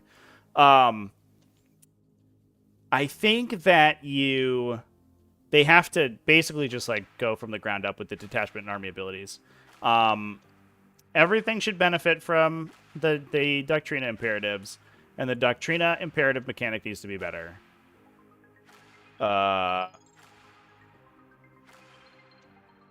Yeah, I mean, like maybe Protector, maybe you just like bake in that the like hit buff into the imperatives. Like Protector imperative is you get heavy and you get +1 ballistic skill if you didn't advance or fall back that turn. And Conquer imperative is you get assault and you get +1 ballistic skill and weapon skill. Let's say weapon skill also if you, for both of these. +1 ballistic skill, weapon skill if in Protector imperative you didn't advance or fall back, and in Conquer imperative you advanced or fell back. I don't know. Just say that and then give it to everyone. Just make your army ability like return your ballistic skill to 3+, and then just like erase this. Like make it so that you have like you pick an objective that you bombard, and then maybe it does like an orbital strike on it, and then you like give +1 toughness to everybody in an aura or something. And on the first battle round, you can do it in their deployment zone. You know, like make it an offensive buff to the army. This whole D3 mortal wounds or your battle shocks is just trash. I think that's the direction I would go. But yeah, these abilities need to be like totally reworked. It's ludicrous. It feels like they published their rough drafts. Yeah, this is like the design document. I mean, honestly, you know, if they have to go through 21 factions, however many documents there are, and each of them have a billion data sheets in them. And the team is, I can't imagine this team is very large, right? So the number of the amount of like brain space for each faction, the amount of time they have to play test time is probably very slim. And I imagine some of these factions like Sororitas, you know, maybe Drukhari, Adeptus Mechanicus, Death Guard, these ones that didn't really see change, like they just saw like removal of abilities and nothing else. They just want you to run only Breachers and Destroyers +1 unit of Vanguard and 3 Dominus. Embrace our Cataphren overlords. Yeah, the Cataphrons do seem good, but they're also 50 points a model. So like, are they good? Maybe. Maybe they're okay. I was kind of holding out hope for the Cataphron Destroyers to be all right. Like the Breachers get the Arc Rifle, which is okay. It's like Anti-Vehicle 4. It's AP2. It's all right. You can like pump them to AP3 if they're in their deployment zone. The Destroyers, I guess like they also get a Grav Cannon, right? Which is also good. So they just have a bunch of anti-vehicle stuff, which is okay. But the points per model is insane. Like if you compare the offensive efficiency of Cataphrons to Devastators, it's ludicrous. Devastators get for 120 points for 5 Devastators versus like 150 for 3 Cataphrons. Devastators get more shots at a higher base ballistic scale and O's of moment with their Grav Cannons than these guys do. And like and you know, similar resilience, more wounds but less toughness, but the same save. So like the comparison is not even that good, honestly. These guys, like, you probably need to attach characters or have nearby characters, these guys, to like make them do well. It's just too much work.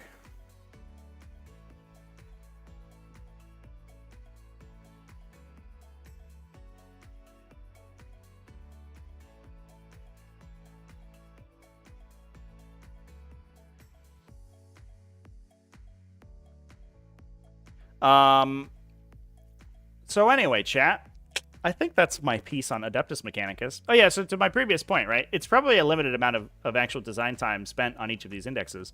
And the ones that feel like they lost a bunch of rules and didn't really gain anything are definitely the ones that they feel like they had in the back end of the docket. They were like, all right, all our design time went to like Necron, Space Marines, Eldar. Like, I mean, what else is like interesting? I guess Thousand Suns, but honestly, Thousand Suns are like largely a side grade from their previous incarnation that I think mostly just sort of panned out well. Chaos Space Marines definitely feel like well designed and well thought out. And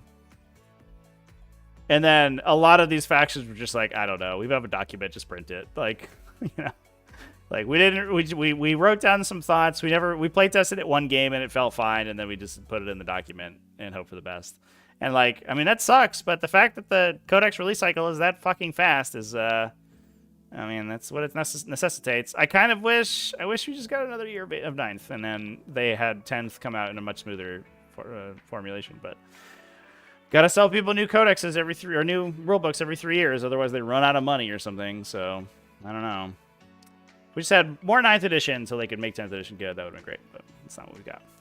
We're working with what we got, chat, and that's all there is to it. So the other factions, Adeptus Sororitas is the next one to discuss. I also think Adeptus Sororitas, like, you could help a lot with their points values. Unit sizes is also randomly like super chuffed for Adeptus, like super scuffed for Adeptus Sororitas. The fact that a lot of their 20 model units, like regular BSS, went from 20 down to 10, and then all of their abilities were based on losing models, so you just have less models to lose, is like sort of wild. You could, as much as I don't think that they want to edit individual data sheets, you could change that. You could just put Battle Sisters, like make them cheaper and put them back up to 20s, and like suddenly we're playing with something. I also the other thing is like paint engines too. Paint engines, or redemption engines is what they're called, are unironically good offensive profiles. Can GW hire you, Redditors, etc. try and find breaks in the game? It's strange how Reddit figured out the DW Mortal Bomb 6 hours post-index launch. That'd be great, chat. I did apply for a job there one time because they were looking for designers, but I didn't get it. Sad. I think that, I mean, they need like an expanded playtest team. I think the problem is that they've been burned by leaks from playtesters in the past. And also, I don't know, it's like a double-edged sword with playtesters, because especially in a community like this one, playtesters get really vocal if you don't listen to them. And so, you know, I think Games Workshop as like a corporate monolith has a lot of like corporate directives when it comes to constructing their rules, and to some extent playtesting, like, you know, you can only playtest so much with that in mind, and the hands of the design team are tied, and then like suddenly these playtesters are like, they feel like their feedback's not being heard, and they get upset and they leave, or they like talk shit about you, and that happens constantly. Like, we're constantly getting stories about people being like, oh, I called that this thing was broken months ago, but they never changed it, so fuck them. And you know, that's just awkward and weird. And I think they've been burned by that and by playtesters leaking documents in the past. So they're gun shy about expanding their playtest team beyond like a very like a curated number of people, which I understand, but also it means that the game sucks. But like, to be fair, if the future of the game is this system where they release things in a digital format first, and then it gets changed incrementally over the next couple of weeks, so all of their typos get changed. Honestly, I mean, like I said before, I'm fine with that. If that's what it takes to make the game balanced, so be it. I will read through your codexes, and we will find the broken stuff by playing them on TTS. It would be cool if they were upfront about it. If they were like, hey guys, we have this new system. It's called, the public test realm and we release new data indexes and detachments, and you find all the busted stuff in them, and then we fix them. That would be sick. Honestly, I think that's how it should be. I'd love to see more, wide open playtesting for things. They preview a model, they preview its rules alongside it. As soon as they have a release date, you get like 2 or 3 weeks to read its rules in the index before the model comes out, and then they can like update it for the full release. That'd be rad. And that's kind of what it's feeling like it's working towards, right? Because we're getting these like faster like updates, more consistent updates, all this stuff. And I think that's great. So, maybe they don't need to hire playtesters. Maybe they can't just literally use the community for that.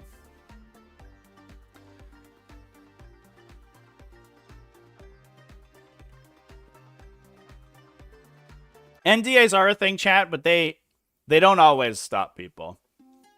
Because people like, especially in a gaming community, first of all, it's like, Warhammer's like a community. It's a community organization, right? Like everything about Warhammer is about people interacting with other people. That's why you're playing Warhammer, not a video game. It's largely so that you can take your toy soldiers to the game store and talk to people about it. So I think I have a sneaking suspicion that tabletop miniature gamers are horrible about following NDAs. Just very bad, because they're always like, oh, I saw this cool thing, this new unit's gonna be amazing, and then immediately that percolates to everywhere else. So as soon as someone gets a playtest document, they show one person, it's leaked, and it is what it is. An NDA isn't like a cosmic law that prevents you from sharing things. It's just a rule that says you can't, and it could mean that GW can like take you to court or whatever. But have they done that? I have no idea. If they have, it hasn't been high profile enough for me to hear about it. People have broken NDAs before for sure, and I just don't know if they have the wherewithal or resources to like pursue everyone.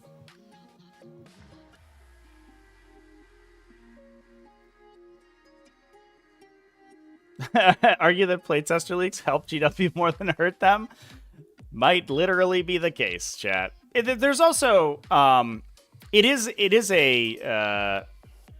a known fact that foreknowledge of releases does actually reduce sales too, though. So to some extent, they don't want you to see new releases before they come out. Like, they don't want to see mechanics for them. I know that's like a huge thing for Wizards of the Coast. One of the reasons that Wizards of the Coast is so tight-lipped about new releases is that they actually see huge decreases in sales if sets are spoiled before release. And I think it's a little bit different in miniature gaming, but it's probably a similar state of affairs. If there's less like new exciting, there's less of like a new exciting energy to something. If you've known about it for 2 months before it comes out, then it's like less fun. Anyway. We're talking about Sisters of Battle. So I think, like, unironically, I think Mortifiers and Penitents are actually okay models. I forget how much they cost, though. They used to be very cheap.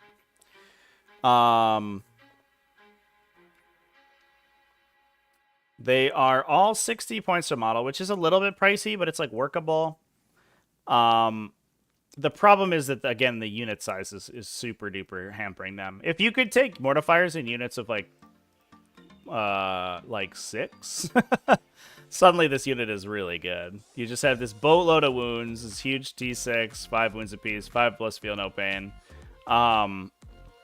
situational 3+ armor save, plus cover, so they go to a 2+.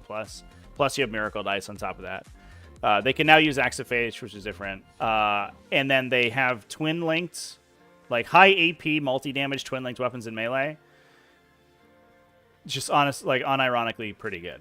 The problem is the unit size is absolutely destroying them. 2 Mortifiers, like 4 to 6 Mortifiers, survives around a shooting or 2, and then gets into melee with +1 to hit. 2 Mortifiers just dies. So you're like, cool, glad I showed up for this. Not to mention the fact that a unit of 2 models can never benefit from their army abilities. So, like, why does it even give them +1 to wound? It doesn't do anything. So, I think if they were open to changing data sheets, I'd love to see that change. The other thing that you could do is similar to Adeptus Mechanicus. You could just start hitting the detachment ability. I think this detachment ability, again, it needs like a ground up redesign. I think you stagger it up a level. Where if you're below starting strength, you get +1 to wound. But then you also get, it might be too strong to just give everyone +1 to hit, but maybe that's what you need. If you just say if you're at your starting strength, if you at or below your starting strength, you get +1 to your hit rolls. If you are below your starting strength, get +1 to your wound rolls. I also think that there should be ways to unlock it so that it counts as full. And I think as Necron as it is, I almost think you just say, like, if you have a character attached, you are considered to be below half strength for the purposes of this ability. Because all I want you to be able to do is put a character like Morphinfall into a unit of models like Paragon Warsuits and give them +1 to win on their Melta attacks. And I think that, like, suddenly that sort of redefines how this faction cracks armor, because it feels like their weapon profiles are built assuming that you have +1 to wound, but the +1 to wound is functionally impossible to unlock. It basically doesn't have a second effect. So they need a way to unlock that +1 to wound that's better than what they currently have. And it might be characters. It might be Acts of Faith as well. I think the other thing I had in my notes originally is that if you use an Act of Faith on a unit in that battle round, they count as being below half strength for the purposes. So you could you just go in with a Retributor unit, you miracle dice their first gunshot, and then everything else is +1 to hit and wound. I think is like how you would roll it. Yeah, again, you have to without accessing data sheets, you have to hit their points, and you have to buff these army rolls. But I do think Adeptus Sororitas, if they supercharge their army abilities, is easier to bring back into line than Adeptus Mechanicus is. Because Adeptus Mechanicus is, like, real awkward. Is the Forge Fiend too good? I think it's incredibly good. I don't know if it's too good. Ryan G, why was max unit size reduced across the board? You tell me, man. I don't know. I think they wanted most units to be built out of a single boxed set. So for most of them, they restricted them to their boxed set size, which obviously for some units just killed them because they were kind of designed around you buying multiple boxed sets to build them.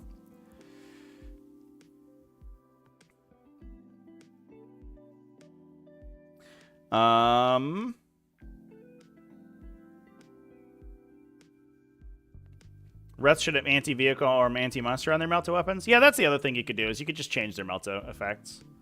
Do they have an armory card? Could you just FAQ the armory card? Be like, this is what's different. Retroactively add it to every single weapon. No, not really. I guess you could, like, add it in and be like, guys, use this card to reference all your weapons instead of your regular card. Everything gets anti-monster and anti-vehicle. I would rather see them update the abilities rather than, like, change individual weapon profiles, because the weapon profiles being consistent on the cards is, like, it's cool and good. And I think having to go back and change them all would be different. It's weird that, like, they have Munitorum Flamers, right, which are higher strength, but they don't have Munitorum Meltas. It's kind of strange. I feel like should just have a Melta.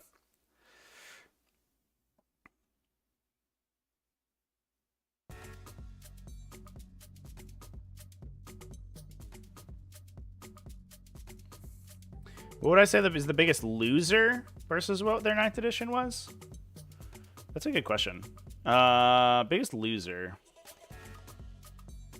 Because, like, I mean, Sisters and Admech are, like, really, really trash, but they were also, like, not that great in 9th edition.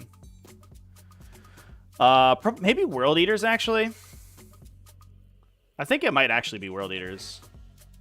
Everything else, like, they sort of, like, went up and down a level in terms of, like, comparison to the other factions in the game. World Eaters, I think, went from being, like, the like, just under the A tier of the game to being, like, right sort of at the bottom. They're like a melee-oriented army in an edition where melee is highly disincentivized. So they just run to their deaths for the most part. I don't think they're worthless. I think you can still play them, and like they have some cool abilities. Like their army ability, as weird as it is like strange that it's like a riverboat gamble. I mean, it's good. Like you get advance and charge and +2 move pretty often, so your army's just super fast. But it is certainly no blood tithe points, that's for sure. It's certainly no permanently unlocking abilities and automatic 30 on secondaries. A little different. All right. Let's see. What else do we have to talk about? What do I have in my notes? We talked about Sisters. We talked about Admech. Death Guard we could talk about a little bit, I think. Death Guard are in a tough spot. We did sort of brush on them. I think they just mostly need points on their shooting units. Drukhari's the other one, but we did already sort of talk about Drukhari momentarily. I think that they need a way to be able to jump walls with their raiders. I sort of expected raiders to get, like, if you could jump walls with them, you could assault transport them, and suddenly, like, you just deliver dudes in the melee. And if you have a way to buff melee, then that's good. But right now, they just move and then stand there for a turn, and then you kill the raider, and then you kill all the guys inside, and you're like, all right, good talk. So if they don't alpha strike you, they don't do anything. That's a problem. So I think that, like, Drukhari need to be better in melee and need to have ways to deliver themselves to melee. I think if you could reroll wound rolls with pain tokens, I think that would be fine. If in melee specifically. At range, it might get a little bit silly. But that's basically all I've got going on there. Drukhari don't feel like technically like worthless to me. They just are conceptually really awkward and don't really mesh well with the 10th edition mechanics.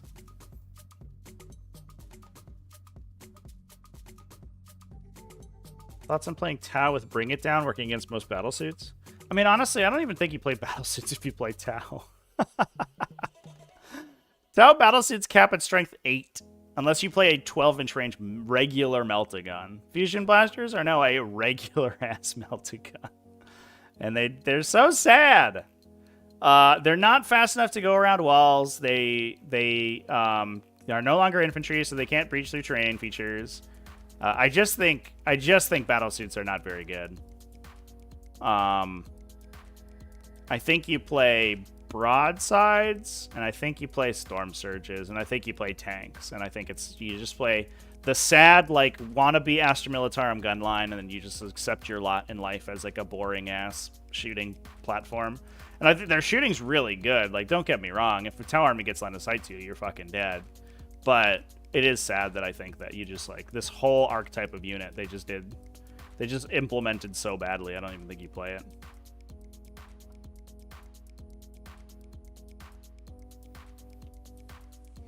Where are extra keywords like towering and walker defined? Keywords, generally speaking, don't have unique mechanics tied to them. They just interact with things in different ways. So towering doesn't have a definition. Towering is just... it has a special rule in the ruin section of the game. So the only thing that towering does is add this exception in the ruin rule and the forest rule also. So it's not like a definition. It just gives you different interactions with different terrain features. It's kind of like infantry doesn't have any special rules associated with it, but ruins have a special rule that interacts with infantry. You know, it's the same thing. So it's in the way that towering and interacts with ruins is in the visibility section for the ruin terrain, and in the visibility section for the woods. But if you watch my video that will come out tomorrow, it basically doesn't do anything to woods. It's really bad. Those I cannot crush with words, I will crush with the tanks of the Tau Empire. Hilltoppered Fireblade, thanks for the super chat. Yeah, I mean, like, the Tau Tank Brigade definitely still works. Like, I think you're fine. It's, you know, it's not the best thing ever, but it is pretty good.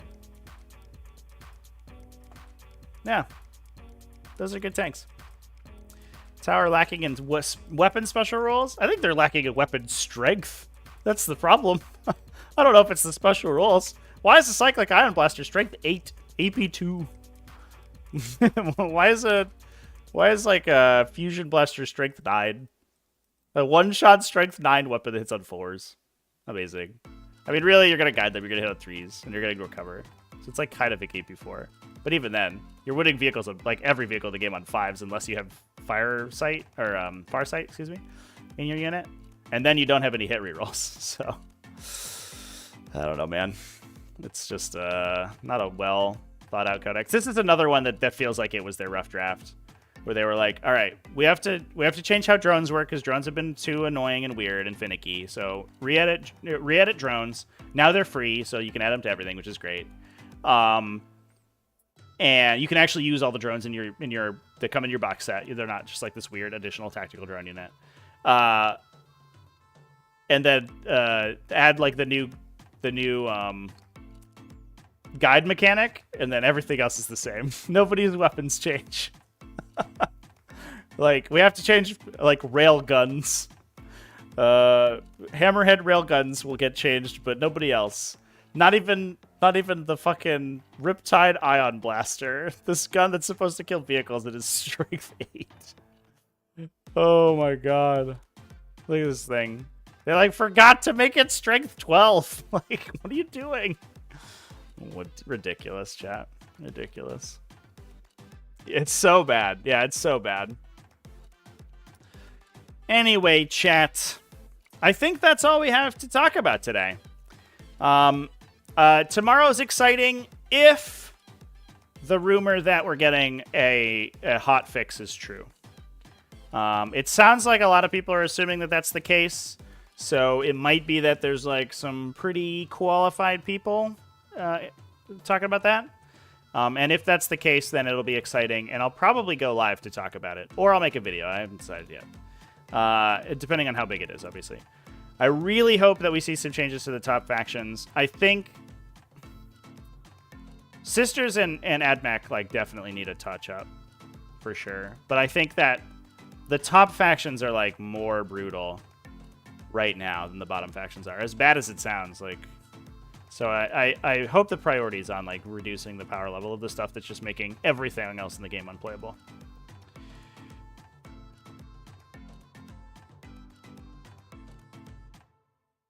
Oh yeah, we could talk about Votann. Yeah, we can talk about Votann. I think Votann's another points issue. Where are they? I bet I scrolled by them like twice and everyone's yelling. Oh no, they're at the top. Here's the thing with Votann, right? Well, they have two things. It's two things. First of all, this ability sucks. Specifically because it gives you +1 to hit. This needs to be +1 to your ballistic skill. It's ridiculous that it's not. This faction has like a ton of +1 to hit effects baked in, and then their army ability also gives you +1 to hit. Who the fuck thought that was the right call? So their army ability doesn't stack with most of their weapon abilities. Great. Cool. Otherwise, I think the Judgment Token effect is good. +1 to hit and wound is a hell of a bonus to get, and you can unlock it pretty quickly. So I think that's fine. The problem is that the weapons you're unlocking it on are super fucking expensive. So I think you can keep like most of the data sheets, like they kind of suck, but they've got they're built assuming that you get Judgment Token bonuses. And you know, if you've got like a Grim Efficiency trigger and you have some like chaff idiots who go to die, then that's fine. The problem right now is that your chaff idiots are super expensive. So what you want are Hearthkin Warriors. I think like ideally you want to do the Hearthkin Warriors and you want to take the Sagittor ATVs and do the little combat squad thing where you add 2 dudes and the 2 units of 5. Because then you can generate 2 Judgment Tokens, 1 from each Hearthkin Warrior team, and then 1 if the Sagittor ATV dies. The problem is that each one of those modules is 375 points. Which is like, oops. Which is too expensive. It's just too expensive. So you need to cut like a ton of these points values by 1 billion points. They basically like went up from where they were in 9th edition, excuse me, and they got less damage output. So like Sagittors are like 120. They need to be like 90. Is that too good? I don't know. Maybe. Who cares? Hearthkin Warriors like 130. They need to be like 100.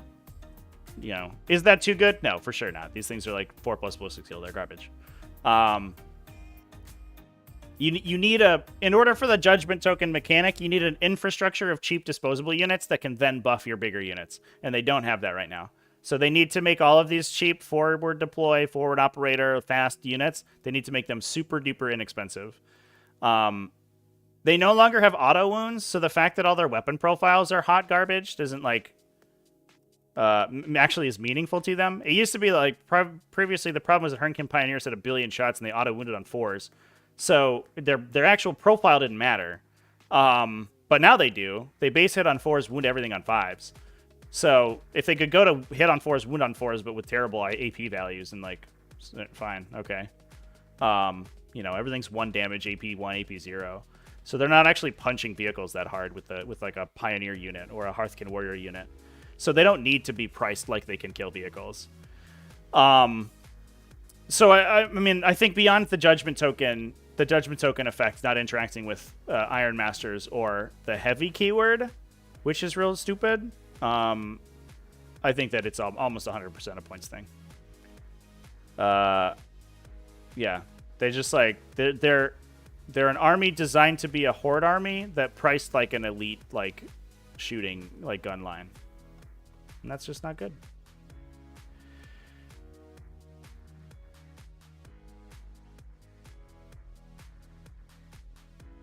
We're talking about Tactical Command. We're talking about 2 Sagittarius plus a 10-man unit to make 2 vehicles filled with 5 model units.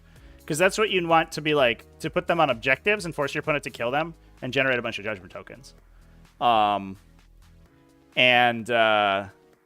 That's like kind of what the army's supposed to do.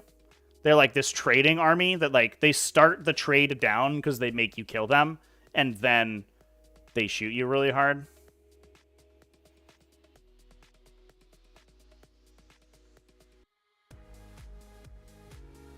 What's my opinion on Tyranids? I think that Tyranids are at the bottom end of...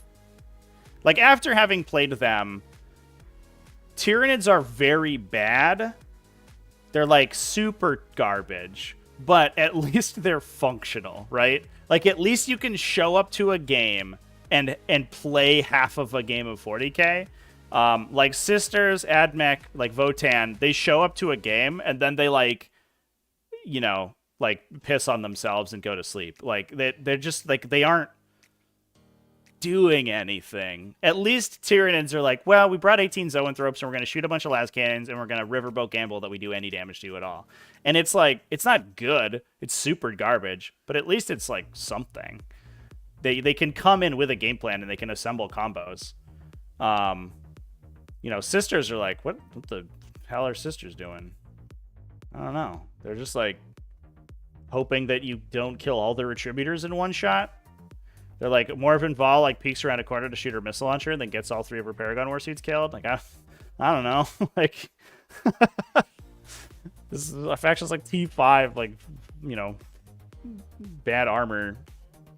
Doesn't get a detachment ability. Couldn't tell you, man. You don't need 2 Sagittars to split the units, but you do need the Sagittars to carry the units around. Like if you're an army of move 5 dudes, your dudes are not gonna like get to objectives and be relevant if you don't put them in transports.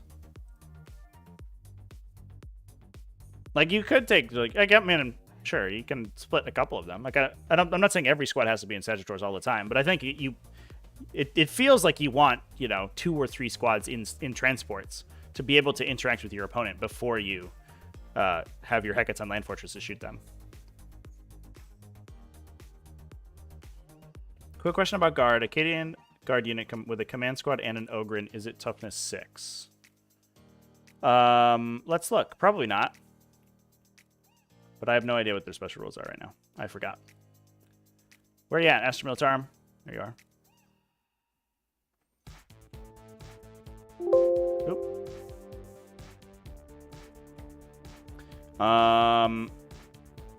So an Ogren bodyguard is an attached character. No, they're a loyal protector. At the start of the declared battle formation step, a model must join a command squad unit from your army. Oh, so it attaches to a character unit. Okay, and then counts as part of the command squad and has its starting strength increased accordingly. Yeah. So when the bodyguard joins a unit, The command squad, it's part of the command squad, and the command squad is a character unit. So the command squad then attaches to a the command squad then attaches to an infantry squad, and because the command squad is then a leader, you always only use the toughness value of the bodyguard unit, which is the infantry squad. So regardless of the composition of the command squad, they are always the infantry squad that you're making attacks against is always toughness 3. The bodyguard's toughness only comes into play if it is the majority toughness in the command squad's unit.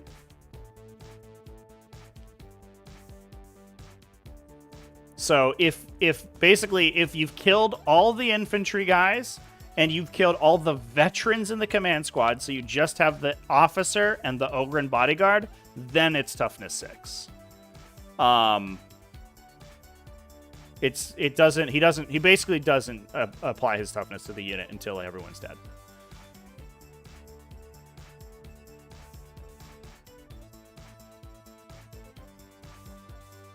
Appreciate my take on demons. I like demons. I've actually been playing a bunch of demons. I don't think they're good, but I think that they're like above average. They're like the opposite of Tyranids. Where like they're a functional codex that actually like has a, you know, they like have a game plan, and the game plan's pretty good, but it's not great. Tyranids like have a game plan, and the game plan's bad. Demons are like the same, but the game plan's like charging you with Argath, the King of Blades, and turning you into soup. The problem is that, I think demons will be good and solidly playable if the top 3 factions in the game are nerfed. If you don't have this like oppression of Eldar and Space Marines just killing you and Necrons being literally unable to be interacted with, then I think that demons are actually in a really solid spot.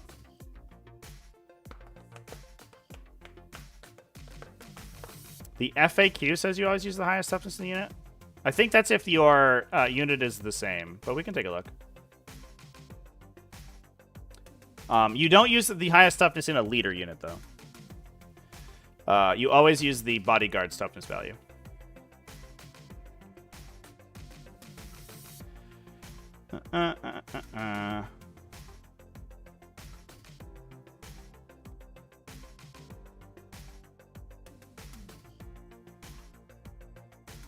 Yeah, so here's the...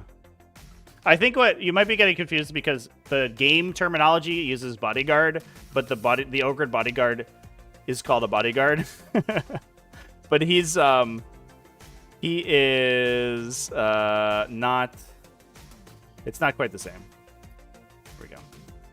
So we're in unit's toughness characteristics. So if an attached unit contains models with different toughness characteristics, for the purposes of determining a unit's toughness characteristic, use the highest toughness characteristic of the unit's bodyguard models. So a bodyguard model is the unit a character attaches to. The Ogryn in the unit is... it's confusing. The Ogryn bodyguard is not a bodyguard, essentially. The Ogryn is a character... is treated as a character that's part of the command squad. So the command squad is the bodyguard unit, or excuse me, the infantry squad is the bodyguard unit. The command squad is the attached unit. So you always use, or is the leader unit. So you always use the infantry squad's toughest characteristic. So they're toughness 3 to start with.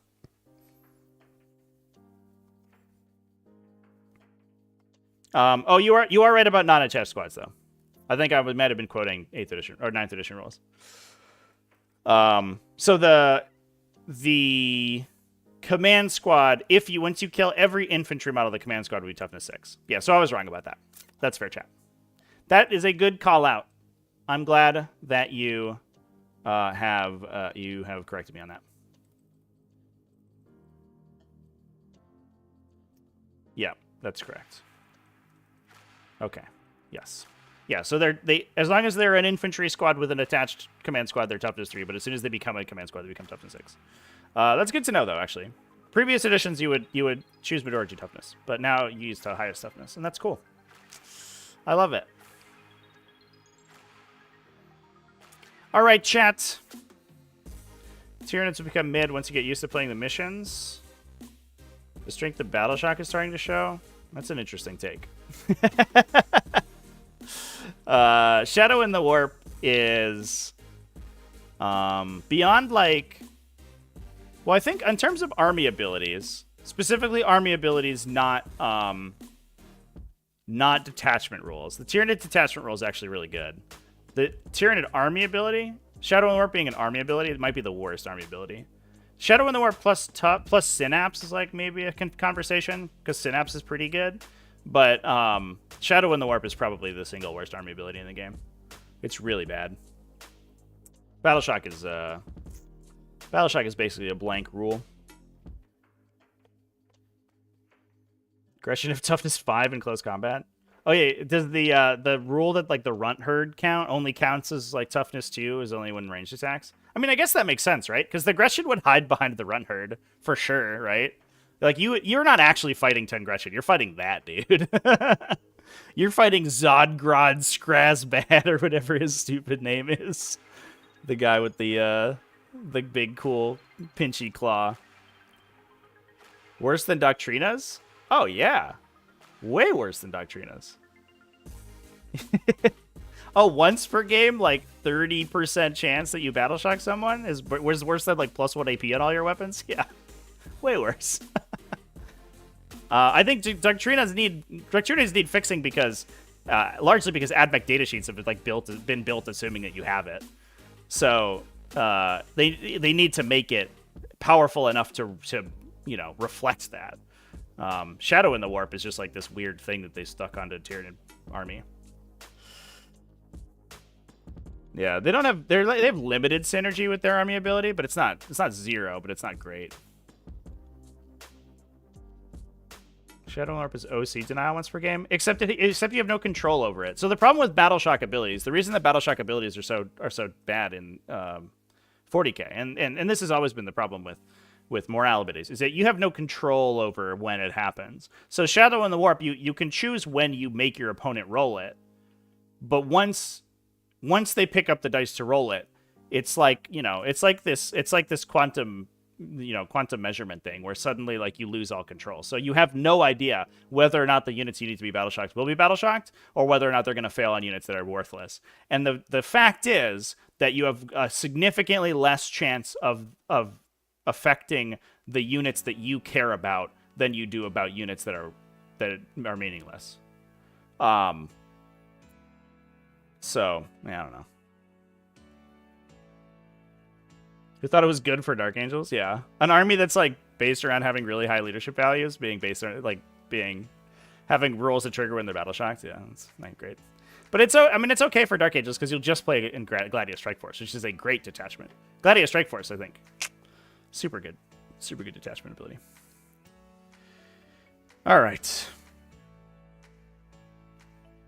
Only forced battle shock twice. Both times it would have given you the objective, but it failed because they made the leadership roll. Yeah, I mean that's the issue. At least they can't insane bravery it. That would be a disaster. But it is immune to insane bravery, which is good. But you're just like, oh man, this like it's an army ability that says, wouldn't it be cool if this really lucky thing happened for me?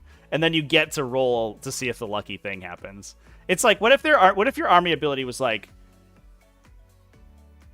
once per game, roll a d6 on a 5+, you gain an objective. That would be super bad, right? Like you just wouldn't really consider that because it's and that's basically what Shadow in the Warp is. But it's even worse because if your opponent has multiple units on objective, in order to take it from them, unless you're out OCing them, you have to battle shock all of their guys. So it's actually like a 6+, you know. All right, chat. Anyway. I think we're just talking about Tyranids now, and despite the fact that I'm totally fine with every discussion turning into a Tyranid discussion with my rampant Tyranid bias. I think that that's beyond the purview of the video. So I'm gonna go ahead and wrap things up now. That said, I don't think we're over because I think what time is it? 7. I think I'm gonna try to go play a game over on the Twitchies. So if you follow me on the purple channel, you can come hang out. I might just drop an LFG and then I'll just hang out for a bit and we'll see if anybody picks it up. So we'll continue the discussion in the after show. And that in the after show, we can talk about Tyranids all we want. So come hang out with me on the Purple channel. Give me about 5 minutes to set it up, and then I'll be live. And if we can, then I'll get a game, and it'll be great. So cheers, everybody. Thanks for hanging out. Remember to keep it classy, folks. Have happy wargaming, and I will see you over in that purple place in a little bit.